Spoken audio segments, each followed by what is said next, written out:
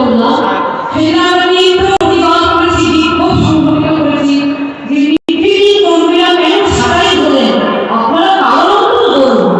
উনি শুধু সবকিছু কথা বললেন, আপনাদের কথা দিচ্ছি কাল থেকে এ রাজ্যের একজন মিটিং কর্মীও সারাই হবে না। উনি কথা রেখেছেন, একমাত্র উনি কথা রেখেছেন। আজ পর্যন্ত কিন্তু আর একজন মিটিং কর্মীও সারাই হবে না। এই 4.5 মিটিং কর্মী কাজ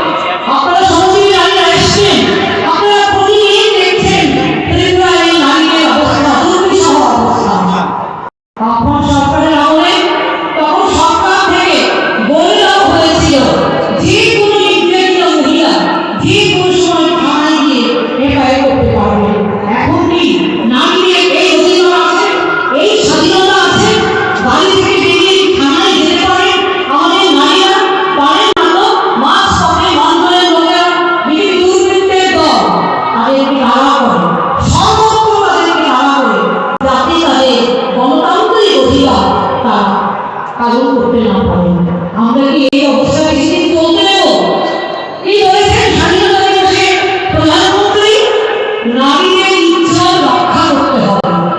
তোমার দলের মন্ত্রী তো হবে আমাকে শুনেছি ক্রীড়ামন্ত্রী যমুনা আন্দোলনের কেলেঙ্কারিতে মন্ত্রিসভাকে তাকে সরিয়ে দেওয়া হলো। তুমি প্রায় দেখি আমরা যাদের মন্ত্রী ছেলে উনার থাকি বলে নারীকে নিয়ে পালিয়ে গেলে তারপর নির্যাতন হলো, কৈলাসহরে হলো, পানসাগরে হলো, কল্যাণপুরে হলো, আগরতলা শহরে 79 হলো। কোনো ন্যায় বিচার পেয়েছেন? যে ভিক্টিম হয়েছে, নির্যাতন শিকার হয়েছে, তিনি কোনো ন্যায় বিচার পেয়েছেন? ন্যায় বিচার মানেই তো তারা বোঝে না, মানব অধিকারের মানেই তো তারা বোঝে না বর্তমান সরকারের কর্মকর্তারা। তাহলে আমরা কি এর পরিবর্তন চাই না?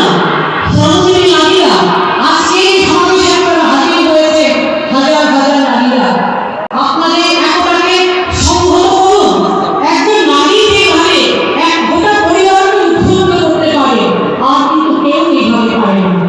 মায়ের উপর নির্ভরশীল তার সন্তানেরা, মা কোথাও যায়, মা কোন মিছিলে যায়, কোন মিটিংয়ে মা দিয়ে কথা বলে, ছেলেমেয়েরা কিন্তু লক্ষ্য করে। সুতরাং আপনারা যদি গণতান্ত্রিক আন্দোলনের সাথে যুক্ত হয়ে আগামী দিনে আপনারা আপনাদের একতাকে সংহত করেন, যে রাজত্ব চলছে, নৈরাজ্যের সৃষ্টি হয়েছে আমাদের রাজ্যে, তার বিরুদ্ধে যদি আপনারা প্রতিবাদ আনতে চান, তাহলে আপনাদের মধ্যে একতা আসলে অত্যন্ত জরুরি। আপনারা ঘর থেকে বেরিয়ে আসুন, আপনারা কাঁধে কাঁধ মিলিয়ে লড়াই করুন। আগামী দিনে রাজনৈতিক বিরোধের সংগ্রাম, সেই সংগ্রামে অগ্রণী ভূমিকা নিয়ে এগিয়ে আসুন। আজকে যেমন সুন্দর একটা সকাল আমরা দেখতে পাচ্ছি, রোদ উঠেছে, এরকম একটা সুন্দর সকাল আমাদের রাজ্যে ফিরিয়ে আনুন। এই প্রত্যাশা করে আপনাদের সকলকে অভিনন্দন জানিয়ে আমার কথা বলা শেষ করছি। ইনকলাব জিন্দাবাদ, সিআইপি জিন্দাবাদ।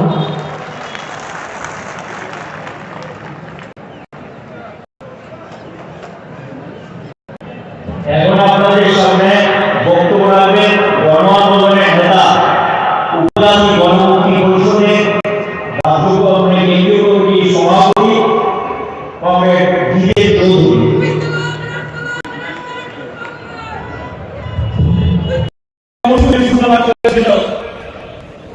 প্রকৃতিও এটাকে পছন্দ করেনি। গত 5 তারিখ থেকে সারা রাজ্যকে কুয়াশা এবং দুর্যোগ তার চাদর জন্য রেখে রেখেছিল। আজকে আপনারা এখানে এসেছেন, আকাশ খুলেছে, আকাশ হাসছে। সারা ত্রিপুরাজ্যের মানুষের তার যে আওয়াজ, তার যে আকাঙ্ক্ষা, তার যে আগামী দিনের শপথ, সেটা ভয় আপনারা গ্রাম পাহাড় থেকে এখানে এসেছেন। আজকে তার প্রমাণ। আপনাদেরকে অসংখ্য অসংখ্য ধন্যবাদ। বন্ধুরা, আজকে আপনাদের সমাবেশ গত 5টি বছর আপনারা যারা সংগঠিত অসংগঠিত বিভিন্ন ক্ষেত্রে যারা শ্রমজীবী অংশের মানুষ, সেই গ্রামে দিনমজুর থেকে শুরু করে পরিবহন শ্রমিক, নির্মাণ শ্রমিক, শিক্ষক কর্মচারী,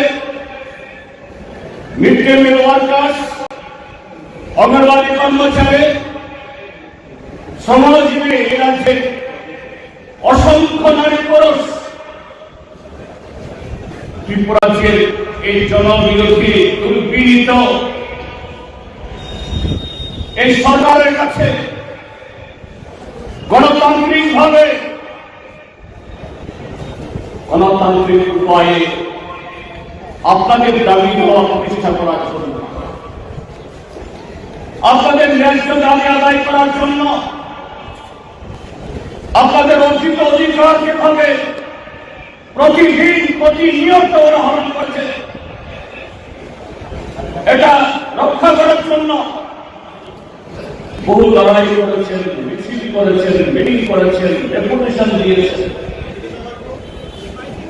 এই সরকার কর্ণপাত করেনি।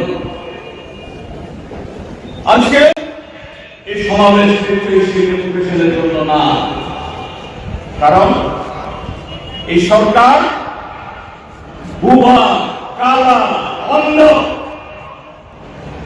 জনগণের শ্রমজীবী মানুষের কণ্ঠস্বর শোনার ক্ষমতা তাদের নেই, ইচ্ছা তাদের নেই।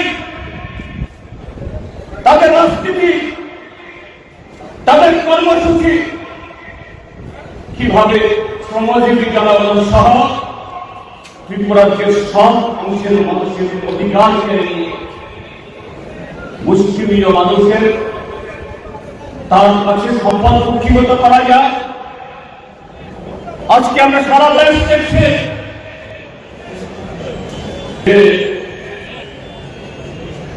সবকা সাথ, সবকা বিকাশ, সবকা বিশ্বাসের নামে আজকে এই ভারতবর্ষের সমস্ত সম্পদ কুক্ষিগত হচ্ছে আদানিদের কাছে, আম্বানিদের কাছে। দেশের জনগণের ট্যাক্সের লক্ষ লক্ষ কোটি টাকা চুরি করে যারা দেশ থেকে পালিয়ে যায় তাদের কাছে সঁপে দেওয়া হল। সেই দলের সরকার এই ত্রিপুরাজ্যের মধ্যে সেই 2018 ইংরাজির বিধানসভা নির্বাচনে যত ভালো কথাই বলো, যত মিষ্টি কথাই বলো, আবার নতুন করে সেই শব্দগুলো পরিবর্তন করে যতই তারা নতুন আশ্বাস বিশ্বাস দেয়, এটা ত্রিপুরাজ্যের জনগণের সঙ্গে হতে পারে না। যেমন তাদের সেই আশ্বাসন, তাদের সেই প্রতিশ্রুতি নরেন্দ্র মোদী থেকে শুরু করে দেশের সমস্ত রাজ্যে প্রধানমন্ত্রী থেকে শুরু করে রাজ্যের মুখ্যমন্ত্রীরা দিয়েছেন, এগুলি সব জুমলা। ত্রিপুরাজ্যের মধ্যেও আজকে প্রতিটি অংশের মানুষ এখানে আমার আগে বক্তারা বলেছেন কিভাবে নির্মাণ শ্রমিক, পরিবহন শ্রমিক, চুক্তিবদ্ধ কর্মচারী, স্কিল ওয়ার্কার, এটা শুধু বঞ্চিত করা না, কর্মক্ষেত্রে প্রতিদিন প্রতিনিয়ত এদেরকে লাঞ্ছিত করা হয়েছে, লাঞ্ছিত করা হচ্ছে। বন্ধুরা, এই লাঞ্ছিত, অবহেলিত, বঞ্চিত অংশ জনগণের মধ্যে আপনারা কেন এই রাজ্যের মধ্যে সবচেয়ে বেশি যারা অবহেলিত হয়েছে, লাঞ্ছিত হয়েছে, প্রতারিত হয়েছে, তারা হলো এই রাজ্যের যৌবন, আমাদের দেশের ভবিষ্যৎ। তাদেরকে আশ্বাস শোনানো হয়েছিল যদি বিজেপি আইপিএল সরকার কায়েম হয়, প্রথম বছরে 50,000 চাকরি দেওয়া হবে, পরবর্তী 4 বছরে আরো 6.5 লাখ 7 লাখ যুবককে 20 কলের মধ্য দিয়ে চাকরি দেওয়া হবে। আজকে তারা কি পাচ্ছে? গতকাল সকালেও পরশু দিনেও মন্ত্রীর কাছে, মহাকরণে বা তাদের অন্যান্য কর্তাবক্তাদের কাছে সেখানে যাচ্ছেন তাচ্ছিল্য, পুলিশের লাঠি কাটা, মিথ্যা মামলা। আজকে GRBT, TRBT, tax, nursing pass করা যুবক যুবতী থেকে শুরু করে আরো বিভিন্ন ক্ষেত্রে এই রাজ্যে হাজার হাজার যুবক যুবতী শূন্য পদ থাকা সত্ত্বেও যাদেরকে বারে বারে দেখানো হচ্ছে, কেউ সেই ন্যায় বিচার পাচ্ছে না। এ রাজ্যের শিক্ষক কর্মচারীরা তাদেরকে কত মিষ্টি আশ্বাস শোনানো হয়েছে। 7ম বেতন কমিশন এবং সেই 7ম বেতন কমিশনের তাদের ব্যাখ্যা কি ছিল? 2018 ইংরাজি সেই ফেব্রুয়ারি মাসে অর্থাৎ ভোটের মাসে সেদিন তারা যত টাকা বেতন পেতেন কমসে কম তার দ্বিগুণ থেকে আড়াই গুণ। সাথে 4 বছর আগে থেকে বকেয়া এরিয়া এবং 20-50 টান বাড়ার সাথে সাথে এদের জন্য মহানবতা দিয়ে গত 5 বছর আমরা দেখে গেছি। আর এই প্রতিশ্রুতি কে দিয়েছিল? ডাক্তার মানিক সাহা, বিপ্লব কুমার দেবনা, তাদের সেদিন কেউ চিনত না। এদেশে স্বয়ং প্রধানমন্ত্রী অসুস্থ অর্থমন্ত্রীকে ডাবল ইঞ্জেকশন পুশ করে নিয়েছে।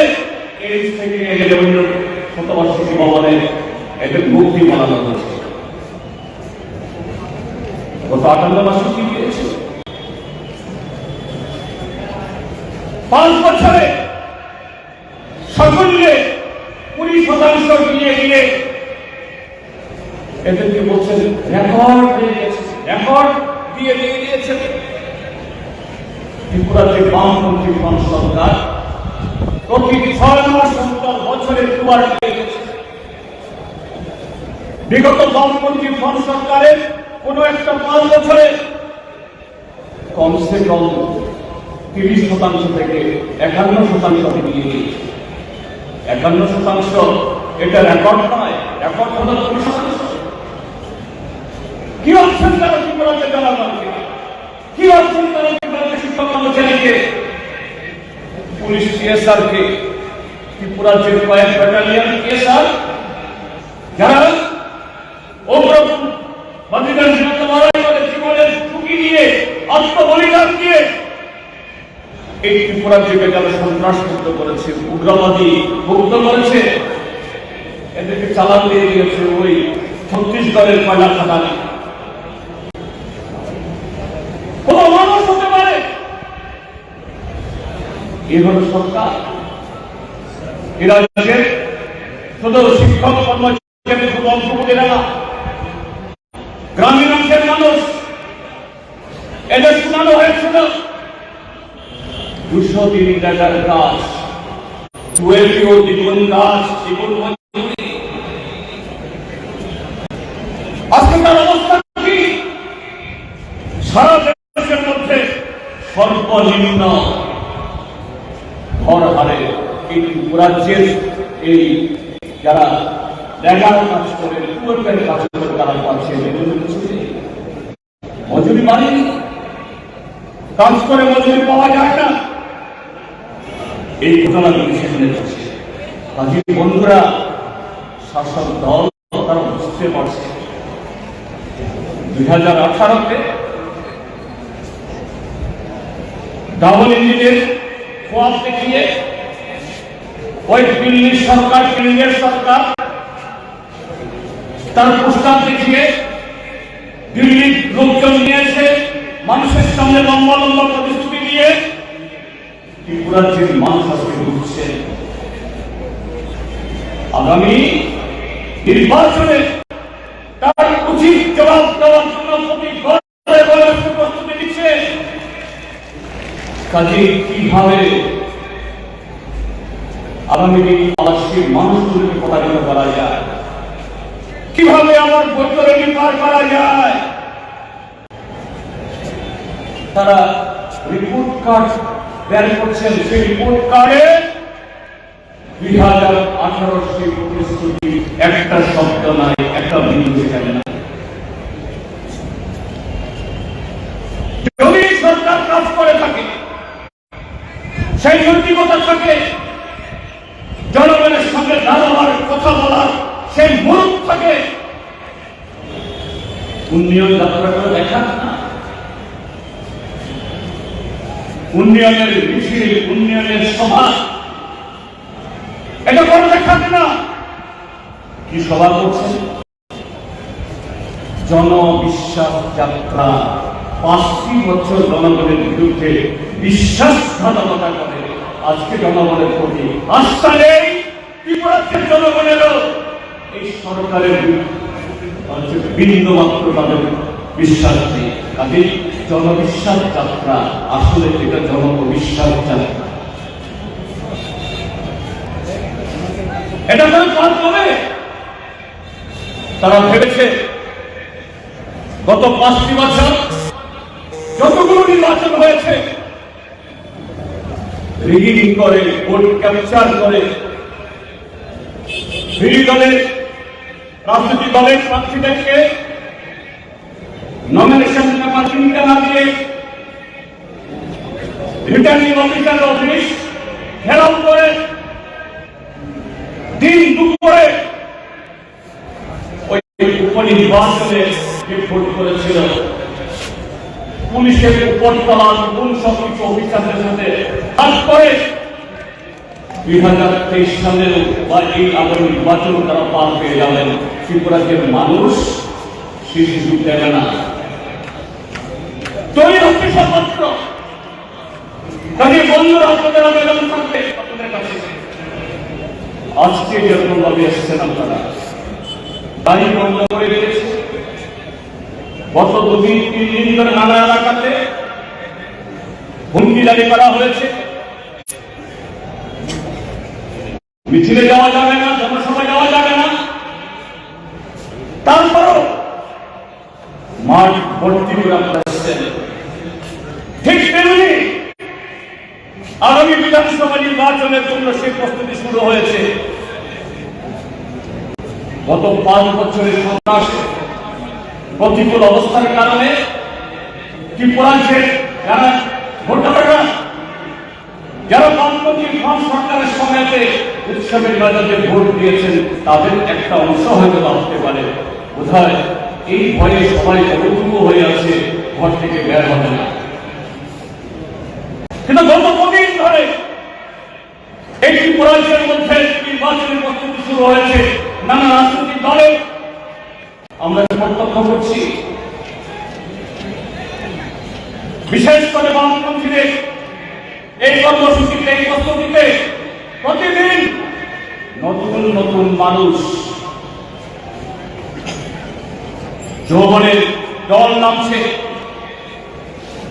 রাস্তায় নামুন, দেখুন আপনার সামনে, পেছনে, ডানে বায়ে অসংখ্য মানুষ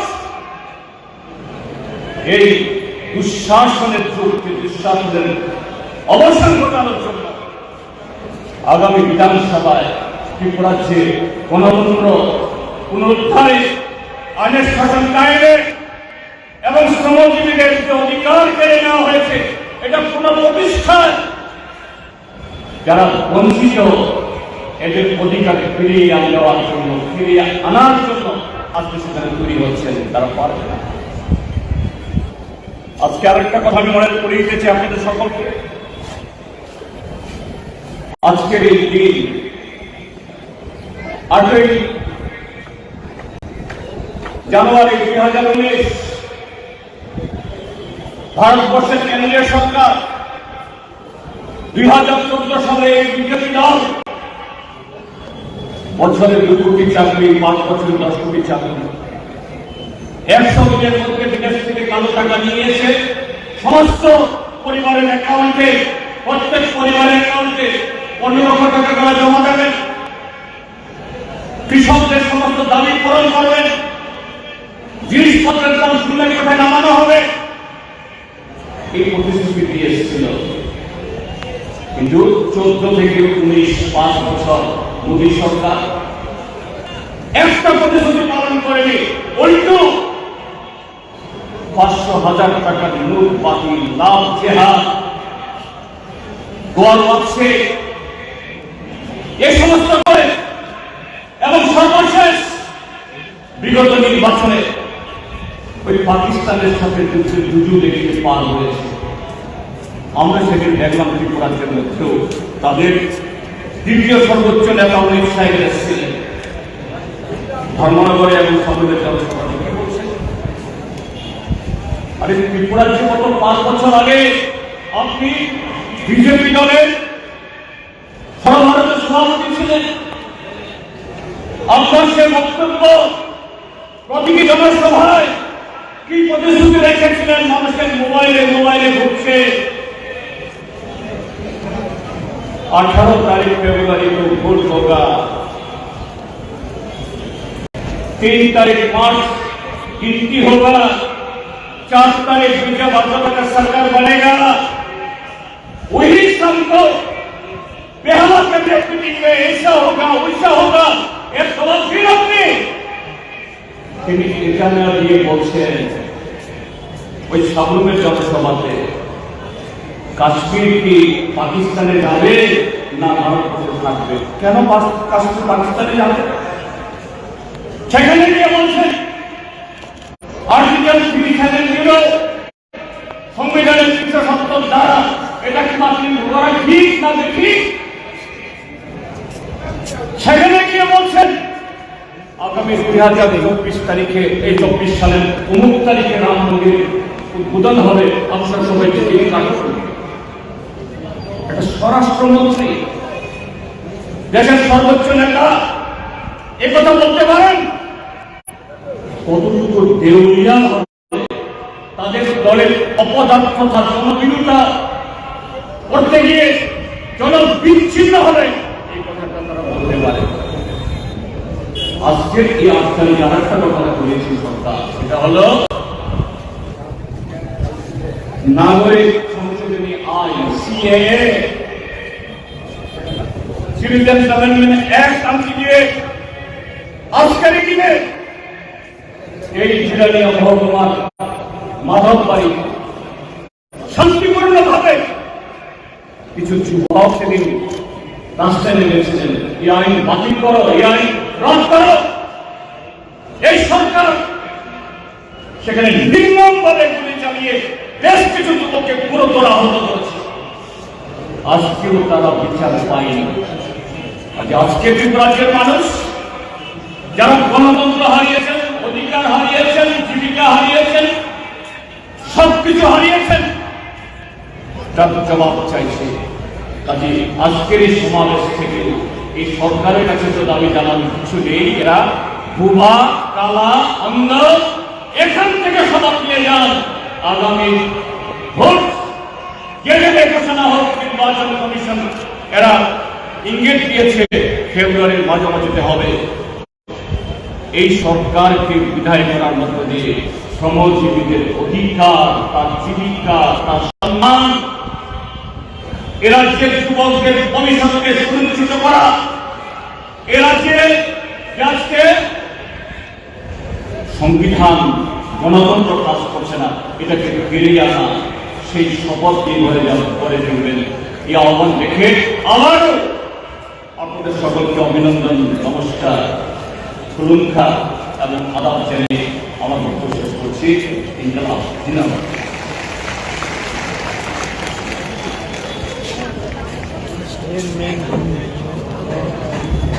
এখন আপনাদের সামনে বক্তব্য রাখবেন আজকের এই শ্রমজীবীদের সমাবেশের প্রধান বক্তা, গণ আন্দোলনের নেতা এবং রাজ্যের বিরোধী দলের নেতা শ্রদ্ধেয় কমরেড মানিক সরকার।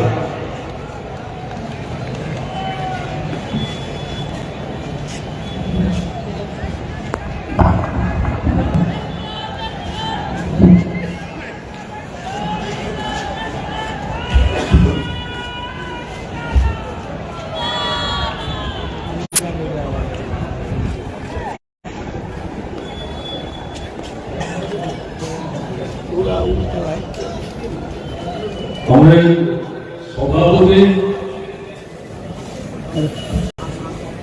ভারতের জনতা ট্রেড ইউনিয়ন কেন্দ্র, ত্রিপুরা জেলা নেতৃত্ব এবং গণতান্ত্রিক আন্দোলনের সামনের সারির জেলা নেতৃত্ব মঞ্চে আসীন আছেন। আপনারা যারা ভারতের ট্রেড ইউনিয়ন কেন্দ্র ত্রিপুরা রাজ্য কমিটির আহ্বানে সারাদিন হাজার হাজার মানুষ, বিশেষ করে শ্রমিক সংগঠনের মানুষ এই সমাবেশে সমবেত হয়েছে।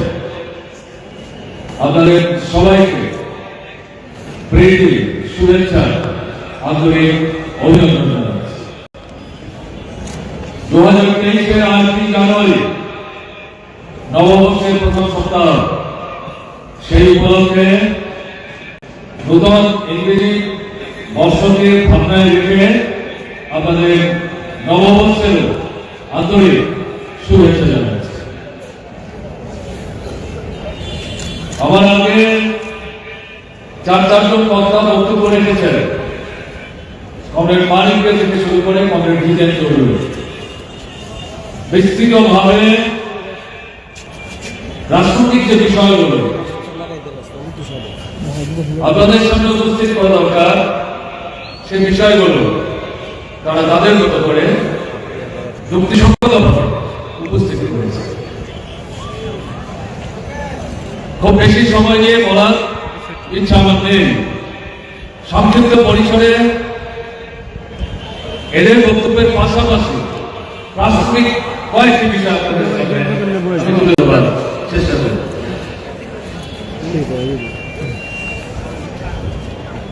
গত 2018 যে বিধানসভা নির্বাচন এই ত্রিপুরায় অনুষ্ঠিত হয়েছে, পরিস্থিতিটা সম্পূর্ণ অন্যরকম ছিল।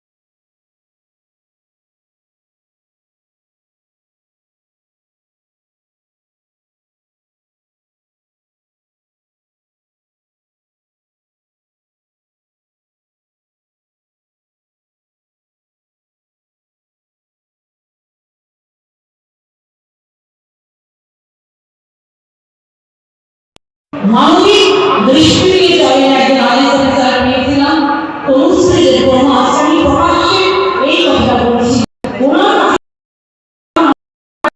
সমস্ত ভুলে বললাম সেনাবাহিনীর প্রতিবাদ করেছি কর্মীরা কেন ছাড়াই আপনারা কারণ তো বলুন উনি শুধু সবকিছু শুনলেন আমাদের কথা বললেন আপনাদের কথা দিচ্ছি তাও থেকে এলাকায় একজন নির্বাচন করে ছাড়াই হবে না উনি কথা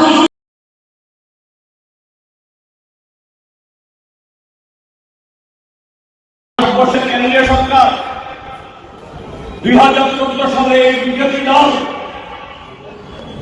বছরে 2 কোটি চাকরি, 5 বছরে 10 কোটি চাকরি, 100 দিনের মধ্যে বিদেশ থেকে কালো টাকা নিয়েছে সমস্ত পরিবারের অ্যাকাউন্টে, প্রত্যেক পরিবারের অ্যাকাউন্টে 15 লক্ষ টাকা করে জমা দেবেন, কৃষকদের সমস্ত দাবি পূরণ করবেন, জিনিসপত্রের দাম শূন্যের কোথায় নামানো হবে, এই প্রতিশ্রুতি দিয়ে এসেছিল।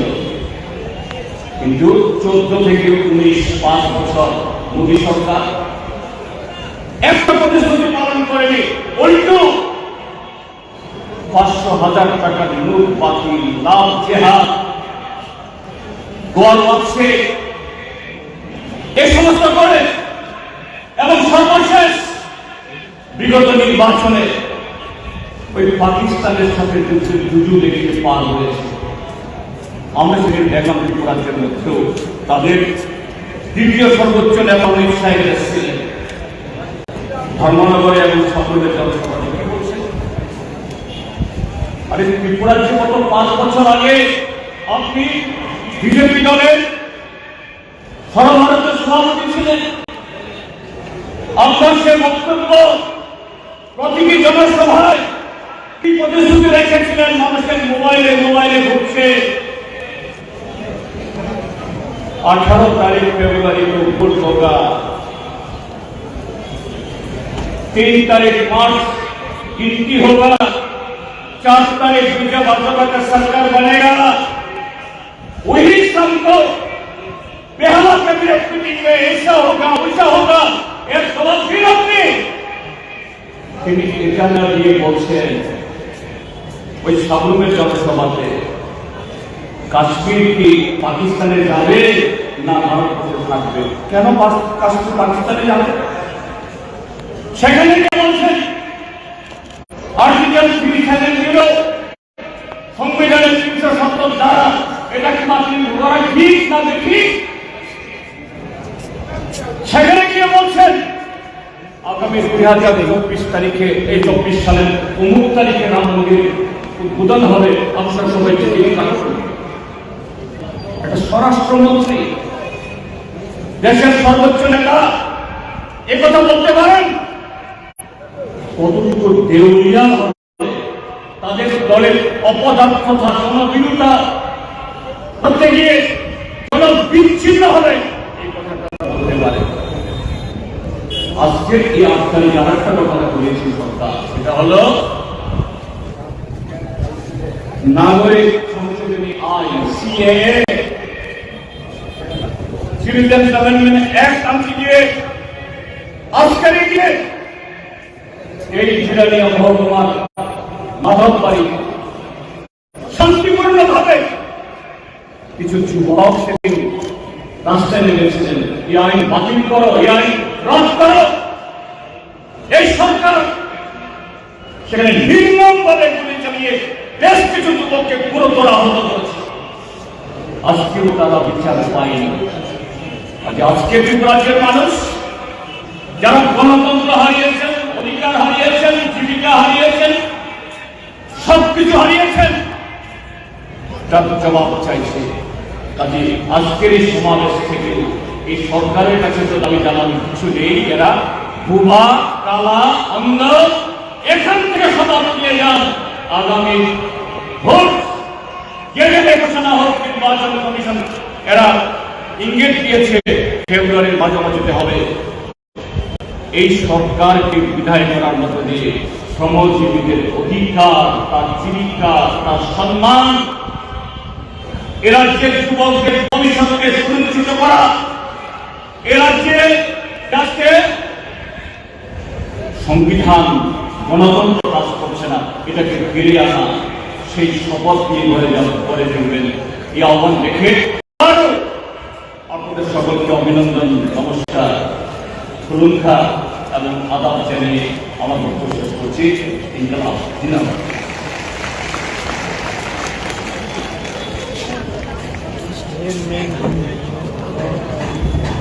এখন আপনাদের সামনে বক্তব্য রাখবেন আজকের এই শ্রমজীবী সমাবেশে প্রধান বক্তা, গণ আন্দোলনের নেতা এবং রাজ্যের বিরোধী দলের নেতা শ্রদ্ধেয় কমরেড মানিক সরকার।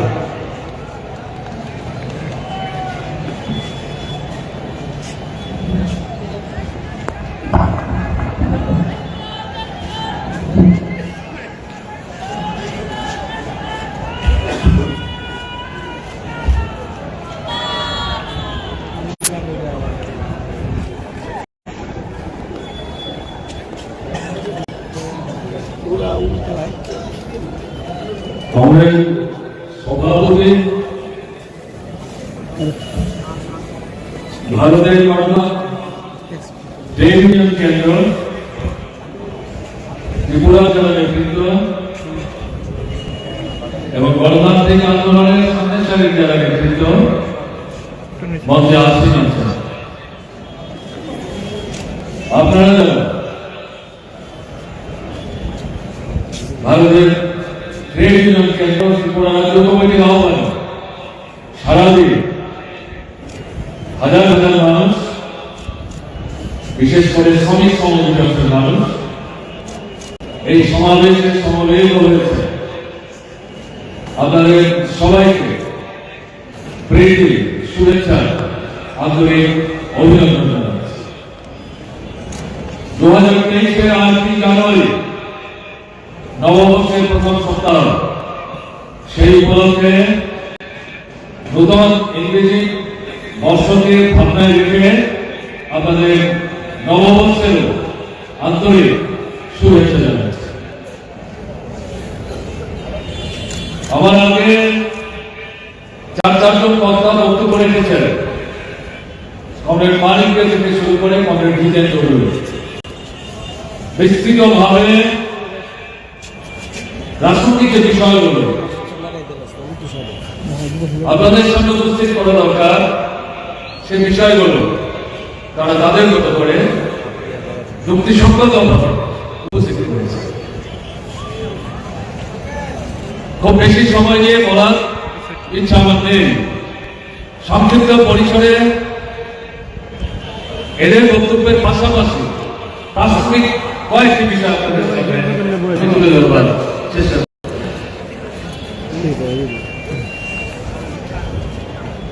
গত 2018 যে বিধানসভা নির্বাচন এই ত্রিপুরায় অনুষ্ঠিত হয়েছে, পরিস্থিতিটা সম্পূর্ণ অন্যরকম ছিল।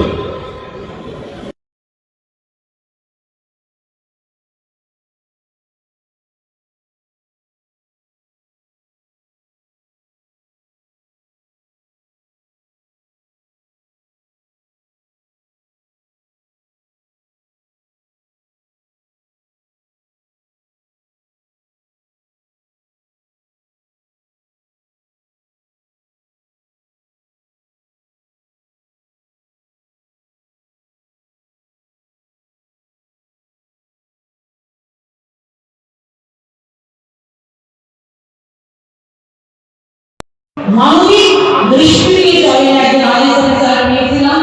অনুষ্ঠিতের কোনো আচারী প্রকাশ্যে এই কথা বলছি। ওনার কাছে যখন আমরা গেলাম, সমস্ত ঘুরে বললাম, সেটা তীব্র প্রতিবাদ করেছি, বিক্ষোভ সংঘটিত করেছি যে নির্বিঘ্ন কর্মীরা কেন ছাড়াই বলেন, আপনারা কারণ তো বলুন।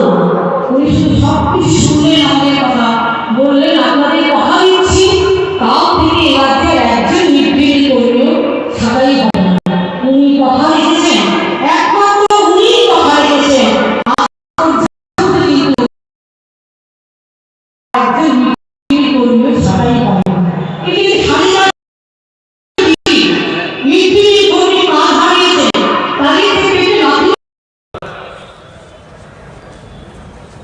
ভারতের ট্রেড ইউনিয়ন কেন্দ্র ত্রিপুরা রাজ্য কমিটির আহ্বানে সারা দিয়ে হাজার হাজার মানুষ, বিশেষ করে শ্রমিক শ্রমজীবী অংশের মানুষ এই সমাবেশে সমবেত হয়েছে। আপনাদের সবাইকে প্রীতি, শুভেচ্ছা, আন্তরিক অভিনন্দন জানাচ্ছি। 2023-এর 8ই জানুয়ারি নববর্ষের প্রথম সপ্তাহ, সেই উপলক্ষে নূতন ইংরেজি বর্ষকে ভাবনায় রেখে আপনাদের নববর্ষেরও আন্তরিক শুভেচ্ছা জানাচ্ছি।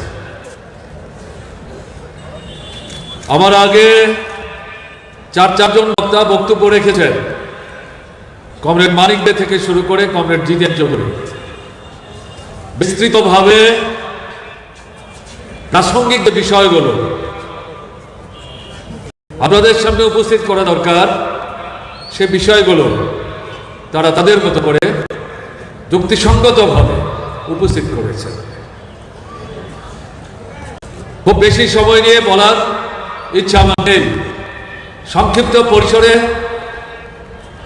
এদের বক্তব্যের পাশাপাশি প্রাসঙ্গিক কয়েকটি বিষয় আপনাদের সামনে আমি তুলে ধরবার চেষ্টা করব।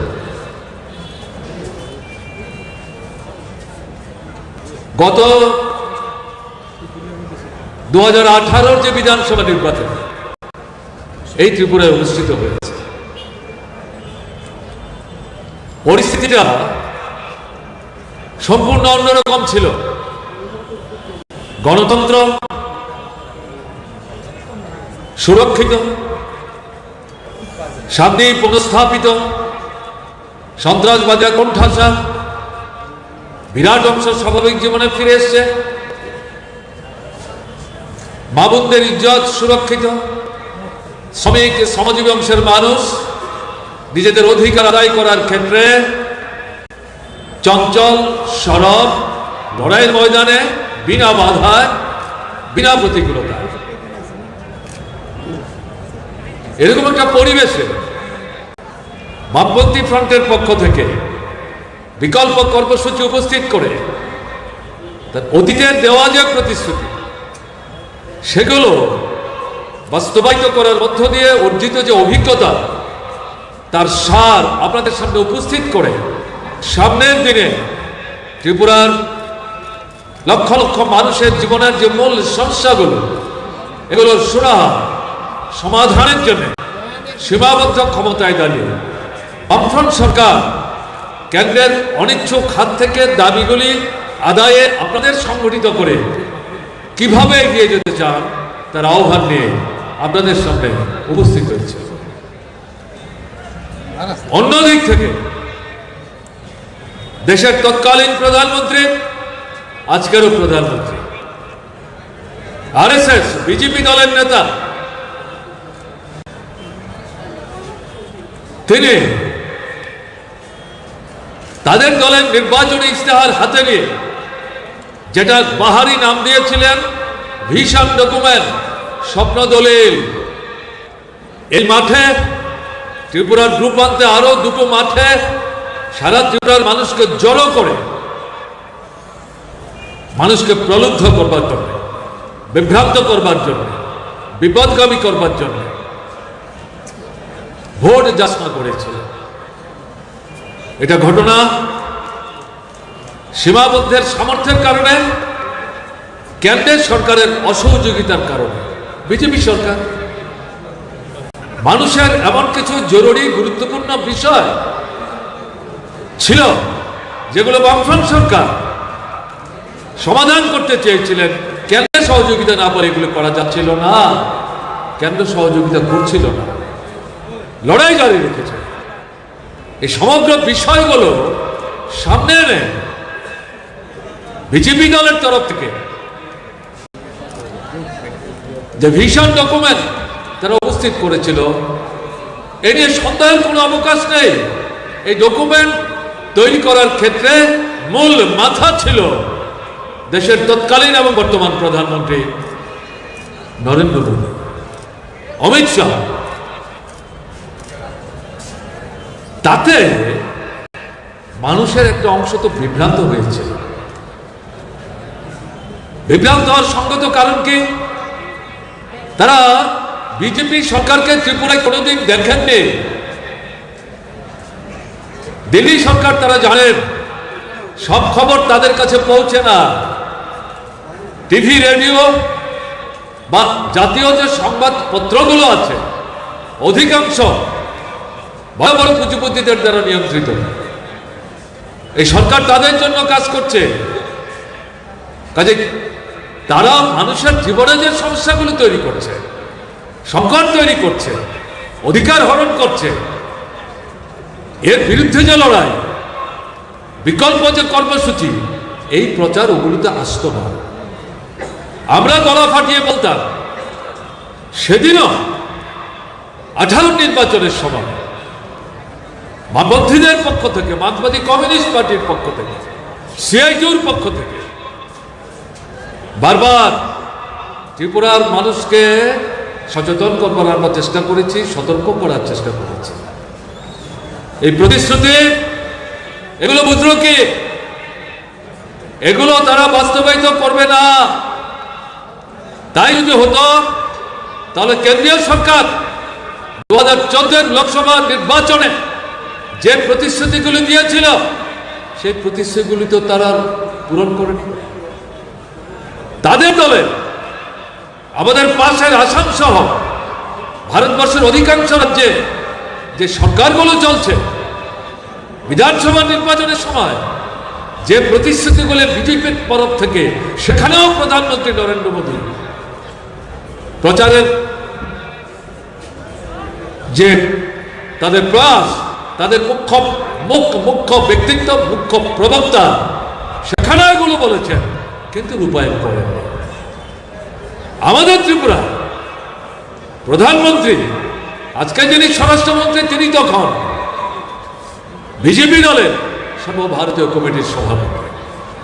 তারা যে প্রতিশ্রুতিগুলি দিচ্ছেন, বা তাদের কেন্দ্রীয় মন্ত্রিসভার দায়িত্বশীল মন্ত্রী, তৎকালীন সময়ের স্বরাষ্ট্রমন্ত্রী যিনি ছিলেন, আজকে তিনি হচ্ছেন প্রতিরক্ষা মন্ত্রী, তারা যে প্রতিশ্রুতিগুলি দিচ্ছেন, তৎকালীন অর্থমন্ত্রী তিনি প্রয়াত হয়েছেন, তার সম্পর্কে বেশি বলা নৈতিক দিক থেকে সাজে না, আমাদের সংস্কৃতি এটা না।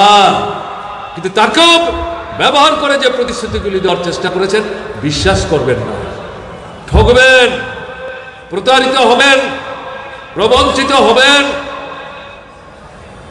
খাল কেটে কুমির আনবেন না, নিজের পায়ে নিজেরা কুড়ুল মারবেন না। অর্জিত যে অধিকার, এগুলো হরণ করে নিয়ে যাবে।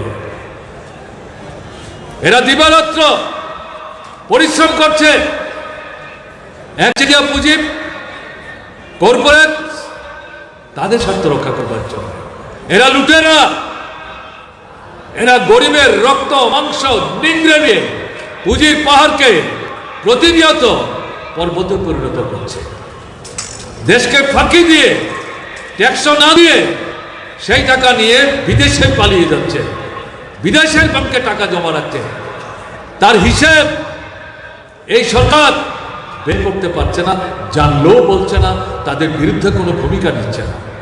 এরা এবং সাম্প্রদায়িক যে শক্তি, এরা সম্মিলিতভাবে এই ভারতবর্ষকে নিংড়ে নেওয়ার চেষ্টা করছে। তাদের মাথায় বসে আছে বিজেপি সরকার, তার নেতা হচ্ছেন নরেন্দ্র মোদী প্রধানমন্ত্রী। যাই বলুক, এগুলো যদি বিশ্বাস করেন, ঠকবেন। কিন্তু মানুষের একটা অংশকে আমরা বিশ্বাস করাতে পারি। ভোটের ফল প্রকাশ হল, অপ্রত্যাশিতভাবে যেটা দেখা গেল, বামফ্রন্ট পরাজিত হয়েছে, বিজেপি জয়যুক্ত হয়েছে। কত ভোট, সব মানুষকে বিভ্রান্ত করতে কিন্তু সেদিনও পারেননি। সব মিলিয়ে বিজেপির বাক্সে, আইপিএফটির বাক্সে 50 কিছু, 51 না, 51% ভোট পাননি, 50 কিছু ভোট পেয়েছেন। তার অর্থটা কি? অন্তত সেদিনকার পরিস্থিতিতে 49% মানুষকে আমরা যে বক্তব্য নিয়ে উপস্থিত হয়েছিলাম, তাদেরকে আমরা বোঝাতে পেরেছিলাম তারা কিন্তু বিজেপিকে ভোট দেয়নি। বিজেপির নিজের ভোট কটা ছিল? 5 ভাগের কম, 100টার মধ্যে 5টারও কম ভোট ছিল 13 বিধানসভা নির্বাচন। তাহলে এই ভোট তারা কি করে পেলেন? অবাম ও বিজেপি যে রাজনৈতিক দলগুলো ত্রিপুরায় কোন বামফ্রন্ট সরকারের কর্মসূচির বিরোধিতা না, তার ভুল ত্রুটি নিয়ে কথা বলা না, রাজনৈতিক দৃষ্টিভঙ্গি নিয়ে সুশব্দের যে ভাবনা চিন্তা তার অনুসারী হয়ে, এমনকি তাদের মধ্যে যে সুশব্দের দ্বারা গরিব মানুষ শোষিত হন তাদেরও একটা অংশ যুক্ত, তাদের কাছে আমরা পৌঁছতে পারিনি, এটা আমাদের দুর্বলতা। তাদের যে শ্রেণী চেতনা, মতাদর্শগত চেতনা, তার মান আমরা উন্নত করতে পারিনি, এটা আমাদের সাংগঠনিক দুর্বলতা। এই সুযোগ নিয়ে এরা সংঘবদ্ধ হয়ে বামফ্রন্টকে পাল্টা আর কি তারাই যুক্তি দেওয়ার চেষ্টা করেছেন।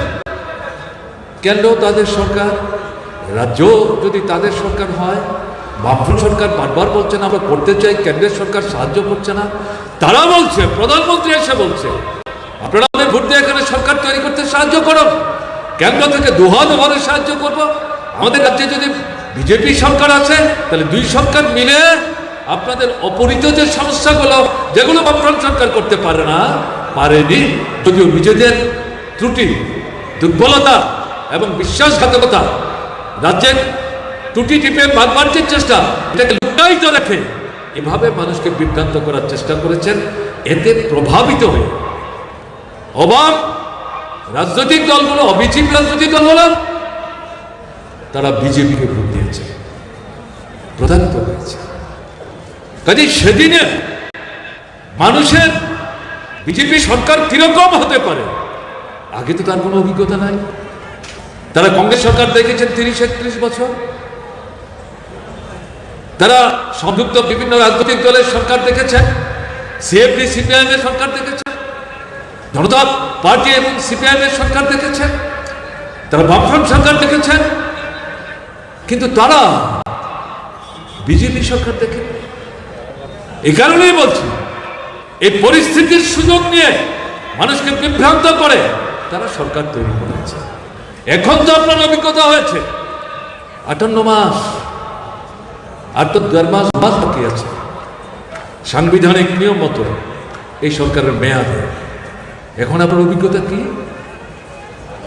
আপনারা আজকে যারা এই সমাবেশে এসছেন, এর আগে কাজে আসবেন, কাজ করতে হবে না, কিন্তু আগরতলার মিছিলে যেতে হবে, প্রধানমন্ত্রী আসবেন, স্বরাষ্ট্রমন্ত্রী আসবেন, বিজেপি দলের সভা, চিফ সেক্রেটারি থেকে শুরু করে ভিডিও পর্যন্ত, মহকুমা শাসক থেকে শুরু করে ডিস্ট্রিক্ট ম্যাজিস্ট্রেট, এমনকি পুলিশ পল্টন, তাদেরকে ব্যবহার করে ভয় দেখিয়ে যদি না যান, কাজ না করলেও আজকে আপনাকে আমরা কিন্তু তালিকাভুক্ত করে পরে টাকা দেওয়ার ব্যবস্থা করব। এরপরে আমাদের সমাবেশে যদি না যান, এরপরে কিন্তু নামও তালিকাভুক্ত করব না। বামফ্রন্ট সরকার আপনাদের ঘর পাওয়ার জন্য 2016 সালের তালিকা চূড়ান্ত করেছে, কেন্দ্র মেনে নিয়েছে, নিতে বাধ্য হয়েছে, কারণ এটা যুক্তিসঙ্গত। দুটো তালিকা বামফ্রন্ট সরকারের সময় ঘর দেয়নি, নগরে আমরা লড়াই করে আদায় করেছিলাম, বাকি সমস্ত তারা বন্ধ করে রেখেছে। এখন তারা এগুলো দিচ্ছে, দিয়ে কি বলছেন, এই যে বিলম্ব 4 কিস্তিতে টাকা পাওয়া যায়, এক কিস্তি দিয়ে দ্বিতীয় কিস্তি দেওয়ার আগে টাকা চাইছে, অর্ধেক টাকা দিতে হবে, আর সঙ্গে সঙ্গে বলছে মিছিলে যেতে হবে, সবাই যেতে হবে। ভোটের বাক্স খুললে আপনাদের এলাকায় যদি আমি কম ভোট পাই, তাহলে কিন্তু পরের টাকা পাওয়া যাবে না। এরকম ভয় দেখিয়ে ভীতি প্রদর্শন করে আজকে তো সিআইটিউ টাকার এই সমাবেশে একজন মানুষকে আনা হয়নি। পকেটের টাকা খরচ করে মধ্যরাত্রিতে বাড়ি ছেড়ে এই সভায় আসছেন, প্রকাশ্যে এই কথা না বলে নানা ঘুর পথে নানা প্রতিকূলতা উপেক্ষা করে এসছেন। কেন এসছেন? এই 58 মাসের তিক্ত অভিজ্ঞতা থেকে, যা 18 নির্বাচনের সময় ছিল না। আমরা বক্তৃতা করে যা বুঝাতে পারিনি, এখন আপনাকে এই সরকারের জনবিরোধী যে ভূমিকা, অত্যাচারী যে শাসন, দুর্নীতিতে হাবুডুবু খাচ্ছে, ফ্যাসিস্ট সুলভ সন্ত্রাস কায়েম করেছে, আপনার ভোটের অধিকার হরণ করেছে। এটা নতুন করে আপনাদের কিন্তু এখন ব্যাখ্যা করে বলার প্রয়োজন নেই বলেই আপনারা বুঝতে পেরেছেন এই সরকারকে রাখলে পর এই সরকার যদি আবার ফিরে আসতে পারে তো সর্বনাশ হয়ে যাবে। বাঁচতে হবে, পিঠ দেয়ালে ঠেকে গেছে, কাজেই তাকে প্রতিহত করতে হবে। জনস্বার্থে লড়াই করতে গিয়ে যারা শহীদের মৃত্যুবরণ করেছেন, এই সময়ের মধ্যে বিজেপি দুর্বৃত্তদের হাতে আমাদের পার্টি 24 থেকে 25 জন কমরেড শহীদ হয়েছে, স্বীকারই করছে না।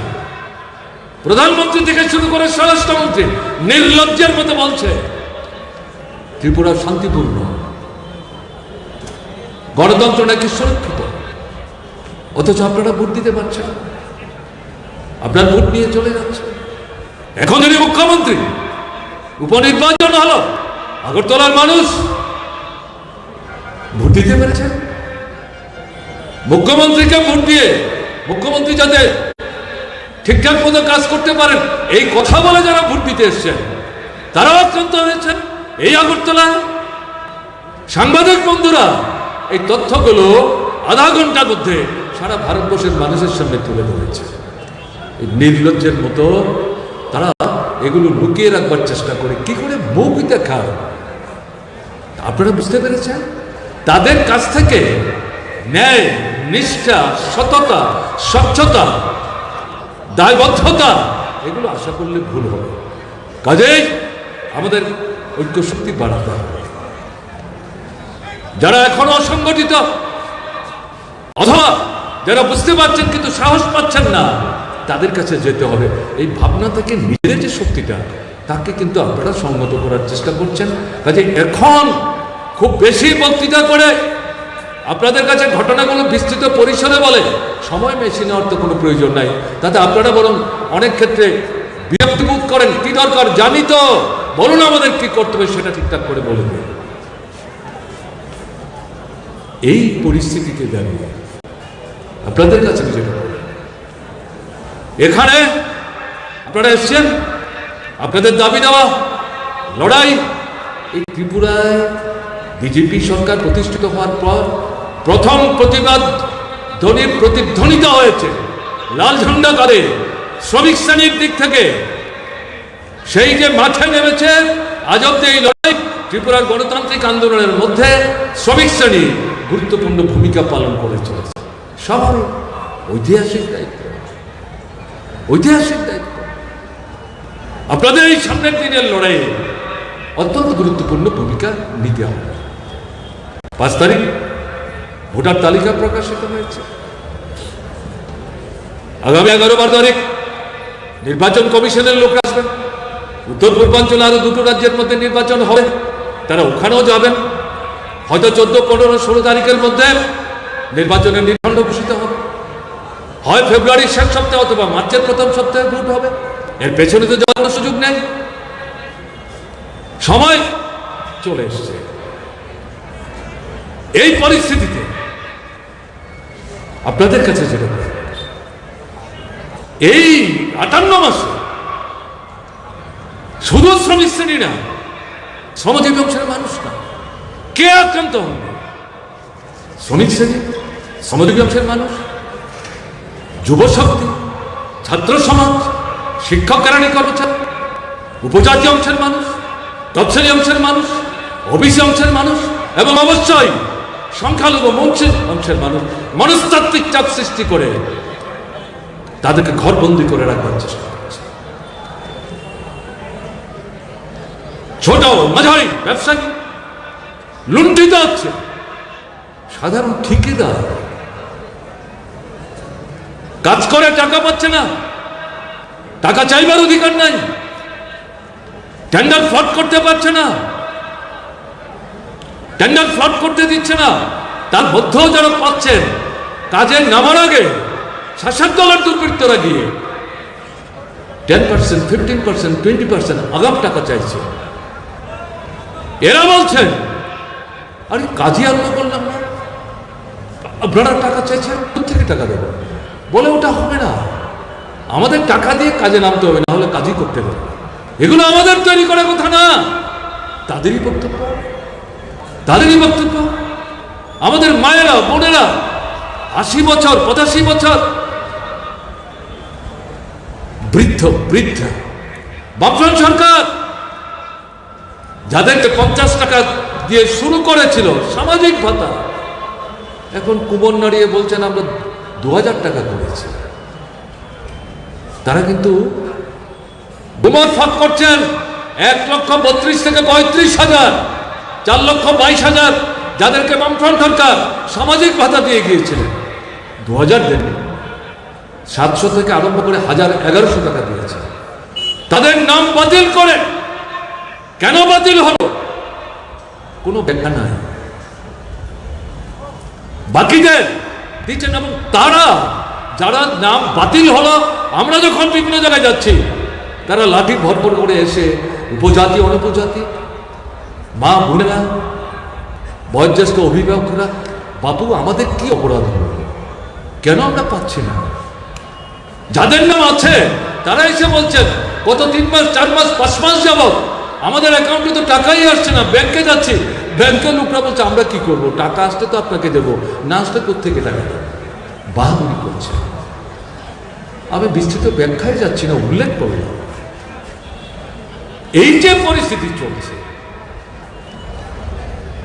এর থেকে তো আপনাকে বেরিয়ে আসতে হবে। বিশেষ করে আমি বলবো উপজাতি অংশের মানুষ এই ত্রিপুরায় সংখ্যাগরিষ্ঠ ছিলেন। দেশ স্বাধীন হওয়ার পর, ভাগ হওয়ার পর তৎকালীন পূর্ব পাকিস্তান থেকে যারা ভারতবর্ষের বিভিন্ন রাজ্যে আসতে বাধ্য হয়েছিলেন, অন্যতম ছিল ত্রিপুরা। তাতে এই জনসংখ্যার যে চেহারা চরিত্র, ডেমোক্রেসি যেটাকে আমরা বলি, পাল্টে যায়। যারা সংখ্যাগরিষ্ঠ ছিলেন তারা সংখ্যালঘুতে পরিণত হয়েছেন। তাদের অনেকের ভাবনার মধ্যে আছে নিজ ভূমে পরবাসীর মতো।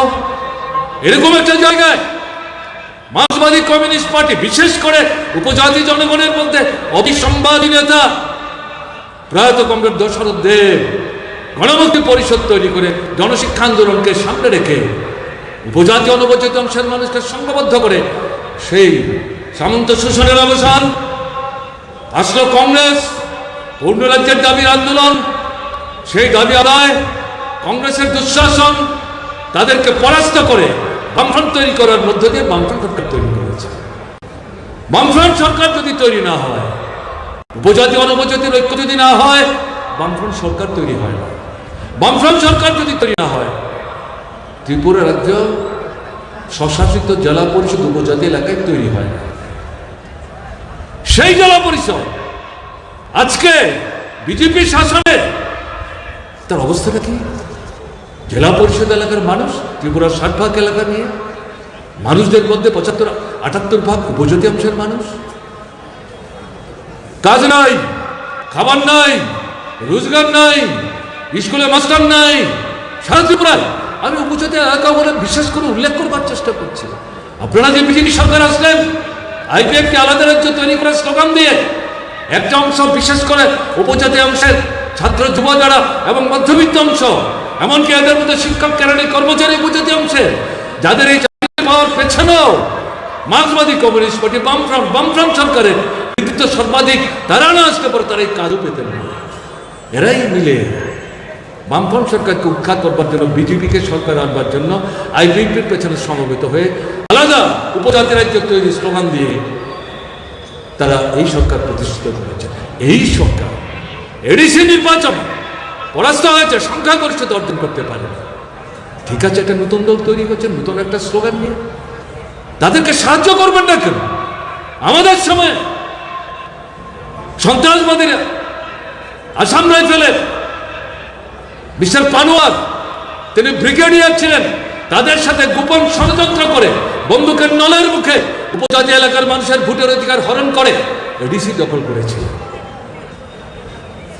এরকম পরিস্থিতিতে বামফ্রন্ট সরকারের তরফ থেকে আমরা বলেছি যা হবার হয়েছে, লড়াই চলবে, নীতির লড়াই, মতাদর্শের লড়াই, কর্মসূচির লড়াই।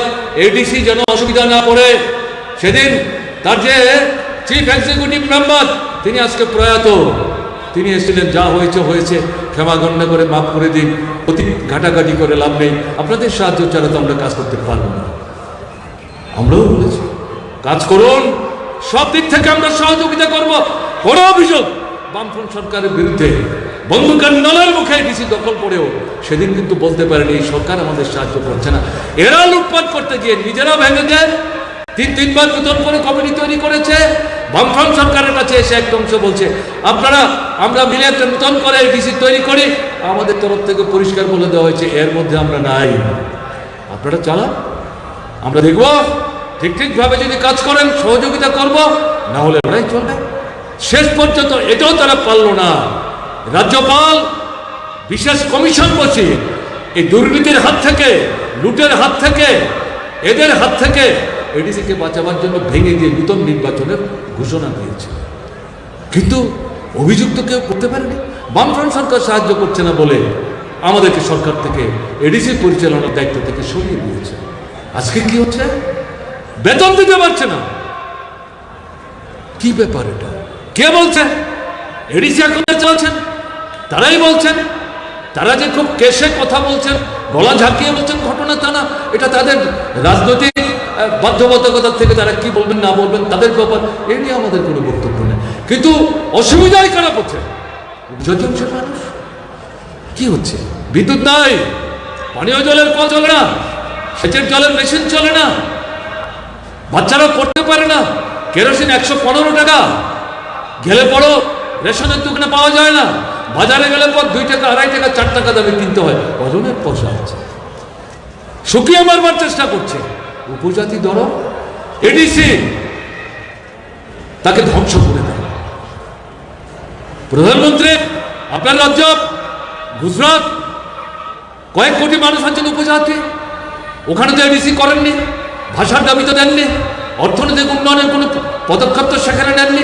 এখানে এসে উপজাতি দরাদে আপনি উঠলে উঠছেন, অথচ আপনার সরকার আপনার নেতৃত্বে চলে, আপনার অমূল্যায়নে চলে এই এডিসিকে ধ্বংস করবার চেষ্টা করছে। সবচেয়ে বিপন্ন কারা? এই উপজাতি অংশের মানুষ, সেই এলাকার মধ্যে যারা আছেন তফসিলি অংশের মানুষ, সংখ্যালঘু অংশের মানুষ, ওবিসি অংশের মানুষ। কি চলছে? এই যে পরিস্থিতি চলছে, এর থেকে তো বেরোতে হবে। শ্রমিক, শ্রমজীবী অংশের মানুষ, যুবক, এদের কথা আলোচনা হয়েছে, আমি বিস্তৃত বলছি না। শিক্ষক ক্রেডিট কর্মচারী গত 1 তারিখ আগরতলা শহরে সারা ত্রিপুরা থেকে জড়ো হয়, সমস্ত ভয়ভীতি উপেক্ষা করে হাজার হাজার শিক্ষক ক্রেডিট কর্মচারী রাস্তায় নেমেছে।